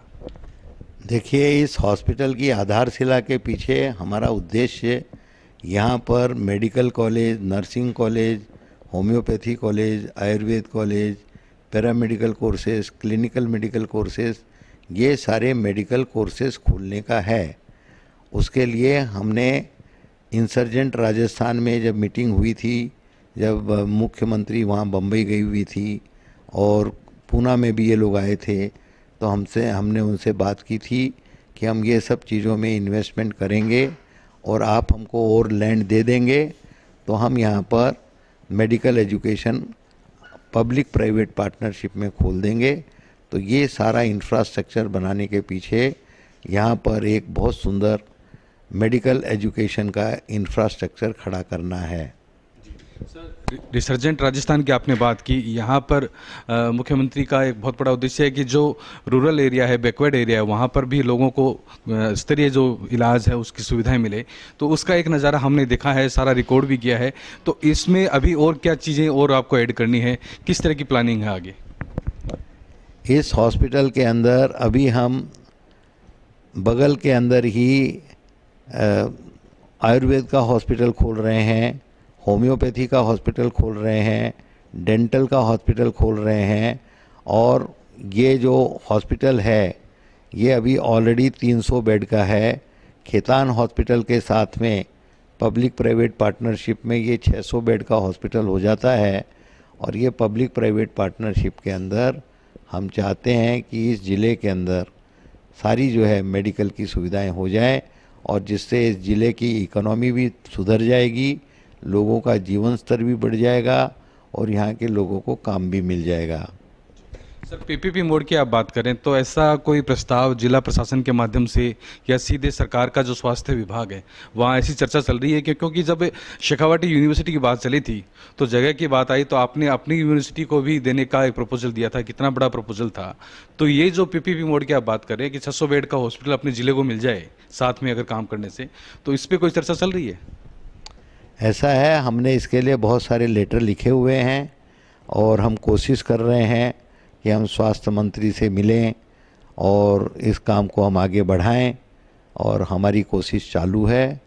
और जब सरकार ज़मीन देगी, सरकार इसमें इंटरेस्ट लेगी, तब इसमें काम होगा। सरकार ने पहले टेंडर भी मंगाए थे खेतान हॉस्पिटल को अडॉप्शन करने का। उस वक्त हम इसमें ओनली बिडर थे, उस बात को भी 2 साल हो गए हैं और अब देखते हैं ये किस तरह से काम आगे बढ़ता है। देखिए, आपकी तरफ से पूरी तैयारी है, पूरी योजना है, आपने प्लानिंग भी बना रखी है कि अगर सरकार एक कदम बढ़ाती है तो आप 2 कदम आगे चल के उस चीज़ को क्रियान्वित करेंगे, ये निश्चित तौर पे सामने आ रहा है। लेकिन सबसे बड़ी दिक्कत ये आ रही है कि यहाँ ग्रामीण क्षेत्रों में लोगों में जागरूकता का अभाव है।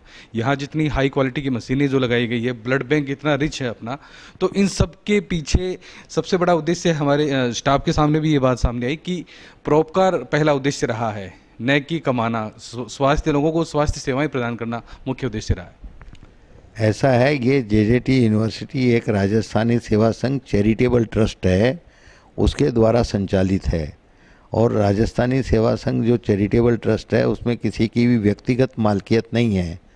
यहाँ पर तो भामाशाहों ने दान दे दे के ये सब चीज़ें खड़ी कर रहे हैं, क्योंकि ज़्यादा के ज़्यादा लोग हमारे जो ट्रस्टी मेंबर्स हैं वो झुंझुनू के हैं और वो झुंझुनू ज़िले का विकास चाहते हैं। और उस विकास की कड़ी के अंदर ही हम लोग विकास करने के लिए यहाँ पर आए हैं, जिससे कि यहाँ का हमारा जो मिट्टी का ऋण है, जो पुरखे यहाँ पर आए थे, उन सब का जो है कर्जा चुकाया जा सके और इस एरिया को हम डेवलप करें। जब दुबई का एक से एक दुबई को बना सकता है तो इतने सारे भामाशाह सब गए हुए हैं, यदि सरकार मदद नहीं करती है यहाँ पर, ये सबसे बड़ी निराशा की बात है। यदि सरकार, जैसे आपने बतलाया, 1 कदम बढ़ाए तो 2 कदम हम बढ़ाने के लिए तैयार हैं। और ये कोई प्रॉफिट मेकिंग नहीं है यहाँ पर। यहाँ पर तो लोगों का एजुकेशन हो, ज़िले का विकास हो, राजस्थान का विकास हो। ये पिछड़ा देश नहीं होवे। गुजरात अगड़ी देश में आ गया, राजस्थान अगड़े देश में क्यों नहीं आ सकता, यही चिंता हम लोगों को सताती है। दर्शकों, आपने सुना विनोद जी से कि जब यहाँ पूरी सुविधाएं मौजूद हैं, जो ट्रस्टीज़ हैं उनका मुख्य उद्देश्य है कि अपनी मिट्टी से जुड़ें, मिट्टी के जो लोग हैं उनको पूरा इस तरह का एक लाभ मिले कि यहाँ के जो प्रवासी हैं जिन्होंने मुंबई, कलकत्ता, दूर दूर तक अपना कारोबार फैला रखा है, वो फिर से अपनी जड़ों में लौट रहे हैं, ज़मीन से जुड़ने की कोशिश कर रहे हैं। ज़रूरत है कि सरकार इनकी पहल को एक सकारात्मक सहयोग प्रदान करे। पीपीपी मोड में जब सरकार खुद चाहती है और जब इतनी बड़ी पूरे इंफ्रास्ट्रक्चर इंफ्रास्ट्रक्चर के साथ पीपीपी मोड पे जाना चाहते हैं, तो सरकार से ये ही डिमांड हम भी हमारे चैनल के माध्यम से चाहेंगे कि जो टिबड़ीवाला जी या इनके जो ट्रस्टीज़ हैं जो सोच रखते हैं, सरकार भी पॉजिटिवली उस पर सोचे ताकि इतनी बड़ी इनकी सोच को एक अच्छा रूप मिल सके, अच्छा लोगों को इसका लाभ मिल सके। सर, आप हमारे चैनल के माध्यम से जो जनता आपको देख रही है, सुन रही है, क्या एक अपील, क्या एक संदेश देना चाहेंगे?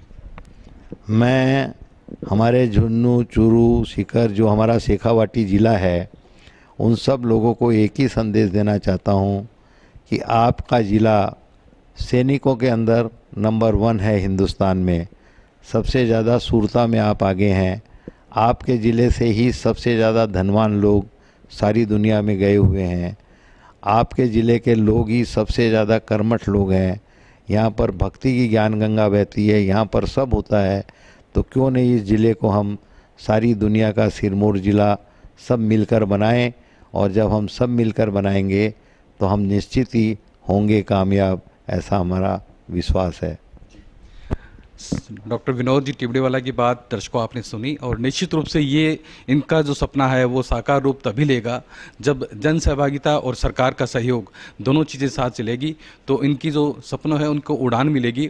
और जो एक बहुत बड़ा प्रोजेक्ट ये लेके चले हैं रुग्ण मानवता की सेवा के लिए, जो मशीनें, जो इंफ्रास्ट्रक्चर आपने देखा, उसका उपयोग इसीलिए यहाँ रखा गया है कि जो भी पीड़ित लोग हैं उनको दूर ना जाना पड़े, महंगा इलाज ना करवाना पड़े, और सस्ती दरों पर यहाँ पर अच्छी गुणवत्तायुक्त और एक ठोस इलाज यहाँ पर मिल सके, जिससे लोगों को नया जीवन मिल सके।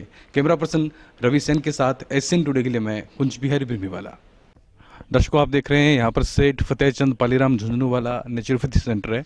जैसा कि हमने बताया कि यहाँ पर कई विंग, कई ब्लॉक हैं जिनके माध्यम से अलग अलग तरह की चिकित्सा सुविधा और सेवाएं यहाँ पर प्रदान की जा रही है। डॉक्टर निधि यादव हमारे साथ हैं।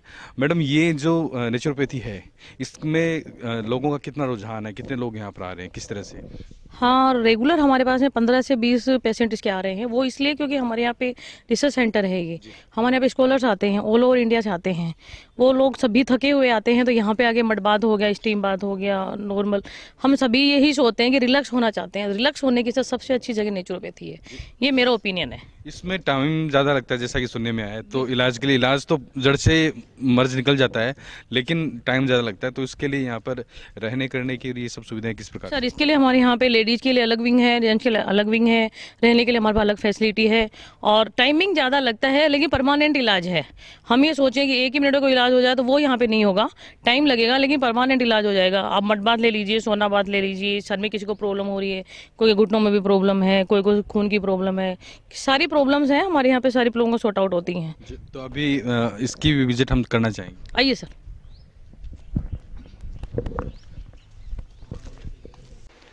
दर्शकों, नेचुरोपैथी के जो यहाँ पर जिस तरह से ट्रीटमेंट दिया जा रहा है, वहाँ हम आ गए हैं रूम में, और यहाँ जो मैडम यहाँ पर नेचुरोपैथी दे रही हैं, जिनमें फेस वॉश हम कह सकते हैं, अक्सर फेस वॉश है, जो क्रीम है और अदर चीज़ों का आदमी इस्तेमाल करता है। यहाँ पर आप जो फेस वॉश कर रहे हैं, इसमें क्या इस्तेमाल कर रहे हैं? सर, फेस वॉश नहीं, हम इसे हर्बल फेशियल कह सकते हैं, क्योंकि इसमें हम हर्बल चीज़ों का यूज़ करते हैं। नेचुरली जो एलोवेरा का हम यूज़ करते हैं पहले फेस क्लीनिंग के लिए, तो वो नेचुरल यहाँ पे हम उगाते हैं, और उसको फिर निकाल के उसका जेल उसकी फेस पे मसाज करते हैं। और हर्बल हमने नेचुरल तरीके से अनार वगैरह का वो पैक बना के रखा है, वो यूज़ करते हैं। तो इसमें किस तरह से लाभ मिलता है? स्किन पे, स्किन प्रॉब्लम में रहता है, या किन चीज़ों से थोड़ा सा इसमें सुधार होता है? सर, स्किन प्रॉब्लम में बिल्कुल एलोवेरा बहुत फ़ायदेमंद होता है। एलोवेरा, क्योंकि ना एलोवेरा अपने जो डार्क सर्कल होते हैं उनको रिमूव करने में, जो टैन वगैरह हो जाते हैं उनको रिमूव करने में, झाइयाँ, झुर्रियाँ, जो भी स्किन संबंधित सारी प्रॉब्लम्स को दूर करने में एलोवेरा बहुत फ़ायदेमंद है। तो अभी पहले आपने एलोवेरा का इस्तेमाल किया, और फिर बाद में क्या, किस तरह से,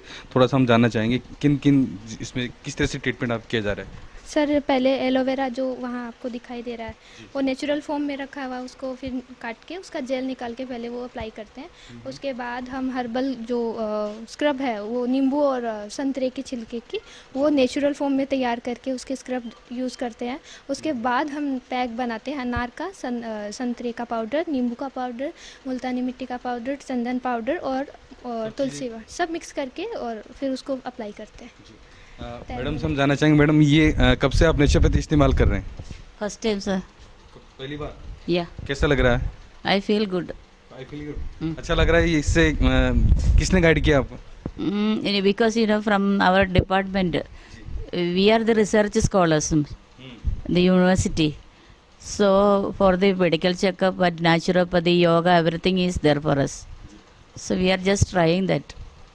वाकई ये बता रहे हैं कि रिसर्च सेंटर में जिस तरह से इनको जानकारी मिली कि नेचुरोपैथी से अच्छा लाभ मिल सकता है, उसका लाभ इनको यहाँ पर दिया जा रहा है। और आप देख रहे हैं यहाँ पर चेहरे को एक अच्छा लुक देने के लिए चेहरे पे जो भी कहते हैं कि डार्क स्पॉट वगैरह जो आपने बताया, उन सब से इसमें निश्चित रूप से राहत मिलेगी। यस सर, बिल्कुल निश्चित रूप से राहत मिलेगी, लेकिन वो रोज़ अप्लाई करने पर। ये जो अपने मार्केट में मिलते हैं उनमें बहुत सारे केमिकल्स यूज़ होते हैं, बल्कि हम यहाँ पे नेचुरल फॉर्म में यूज़ करते हैं। ये जैसे इनको कब तक आना पड़ेगा, कितने दिन आना पड़ेगा इसके लिए? ये तो हमने यहाँ पे पैकेज रखा है, वैसे आप घर पे हफ्ते में एक बार यूज़ कर सकते हैं। हफ्ते में एक बार आना पड़ेगा, तो उससे कंटिन्यूटी बनी रहेगी। कंटिन्यूटी बनी रहेगी सर। इसके अलावा और ऐसी कौन सी चीज़ें हैं जो यहाँ आते हैं लोग और उनको प्रेफर करते हैं, कौन सा ज़्यादा करवाते हैं जिसमें उनको इजी महसूस करते हैं? मसाज जो हम करते हैं यहाँ पे, उसके बाद स्टीम बाथ देते हैं, उससे बहुत वो बॉडी रिलैक्सेशन में बहुत फ़ायदेमंद होता है। जैसे हम पंचकर्मा वगैरह जिसमें सिरोधारा वगैरह वो भी करवाते हैं। जो अनिद्रा, स्ट्रेस, तनाव में जो लोग होते हैं, जिनको बाल झड़ने की प्रॉब्लम होती है, वो सब उसमें राहत महसूस करते हैं। चलिए, बहुत बहुत धन्यवाद। और दर्शकों, यहाँ हम इनको ज़्यादा डिस्टर्ब नहीं करेंगे और जो इस यूनिट के हेड हैं उनसे हम बात कर लेते हैं कि वो हमें बताएं कि किस तरह से यहाँ पर जो अलग अलग मेल फीमेल वार्ड यहाँ पर बनाया गया है, तो ज़्यादातर लोग हैं वो कौन सी परेशानी चाहते हैं और उनको किस में ज़्यादा आराम मिलता है? सर, हमारे पास में ज़्यादातर जो लोग आते हैं वो गठिया वगैरह इस तरीके की समस्या, मतलब 40 उम्र के बाद में जो प्रॉब्लम्स आती है, मांसपेशियों में अकड़न होती है, जोड़ों में दर्द है, कंधों में दर्द है, ऐसे पेशेंट ज़्यादातर हमारे पास में आते रहते हैं और उनको रिजल्ट भी अच्छा मिलता है। जैसे कि अभी आप सर्दी का मौसम है तो स्वाभाविक है कि क्लाइमेट में थोड़ा चेंजेस आना शुरू हुआ है, सर्दी का मौसम बढ़ रहा है, सर्दी भी बढ़ रही है, साथ साथ में कुछ बादल भी है। तो ऐसे समय में ये जो पेशेंट है पैरालिसिस, मतलब कुल मिलाकर के वात रोग ऐसा आयुर्वेद में जिक्र आता है, और उस वात रोग के 80 तरीके के सिम्टम है, या ये कह सकते हैं कि वायु से निर्माण होने वाले वायु की विकृति के कारण 80 तरीके की बीमारियाँ होती है। तो उसमें का पार्किंसन है, पैरालिसिस है, कंपवात है, हाथ कांपना वगैरह, साथ साथ में जो है साइटिका वगैरह और जोड़ों में दर्द वगैरह मैंने बताया। तो इस तरीके की सारी प्रॉब्लम जो है इस समय में उभर करके आती है और ऐसे ही पेशेंट ज़्यादातर हमारे पास में आते हैं। जैसे कि जो हमारे हवा पानी से कहते हैं कि मनुष्य 5 चीज़ों से मिलकर बना है, तो वो उन्हीं से ही उनका इलाज फिर से यही नेचुरोपैथी है? हाँ, बिल्कुल बिल्कुल। नेचुरोपैथी का मूलभूत सिद्धांत यही कि हमारा शरीर 5 तत्वों से बना हुआ है और इन्हीं 5 तत्वों का चिकित्सा के रूप में जो है उपयोग किया जाता है। और उसमें हम लोग मिट्टी का, पानी का इस्तेमाल करते हैं। जैसे कि पानी को गर्म और ठंडा, अगर उसकी तासीर को अगर हम देखा जाए तो उसकी प्रॉपर्टी चेंज हो जाती है और वो चिकित्सा के लिए उपयोग में आ जाता है। गर्म पानी जो है वो आपके हार्ट ब्लॉकेज को, लिपिड प्रोफाइल को कम करने का मदद करता है, उसकी वजह से कोलेस्ट्रॉल घटता है। साथ साथ में सर्दी जुकाम वगैरह इस तरीके की कोल्ड से रिलेटेड जो भी प्रॉब्लम होगी उसमें गर्म पानी का इस्तेमाल होता है। इसके बिल्कुल विपरीत, जैसे कि शरीर में जलन हो जाना, हाइपर एसिडिटी है, आपका बीपी बहुत हाई हो गया है, तो ऐसे समय में हम लोग ठंडे पानी का इस्तेमाल करते हैं। इसी को नेचुरोपैथी में हाइड्रोथेरेपी कहा गया है। साथ साथ में मिट्टी का उपयोग हम लोग करते हैं। मिट्टी का अपना गुण है, वो शरीर में जो भी टॉक्सिन्स कंटेंट होती है उसको जब आप लगा देते हैं स्किन पर तो वो उसको सोख लेती है, और साथ साथ में स्किन की केयर भी उसकी वजह से होती है।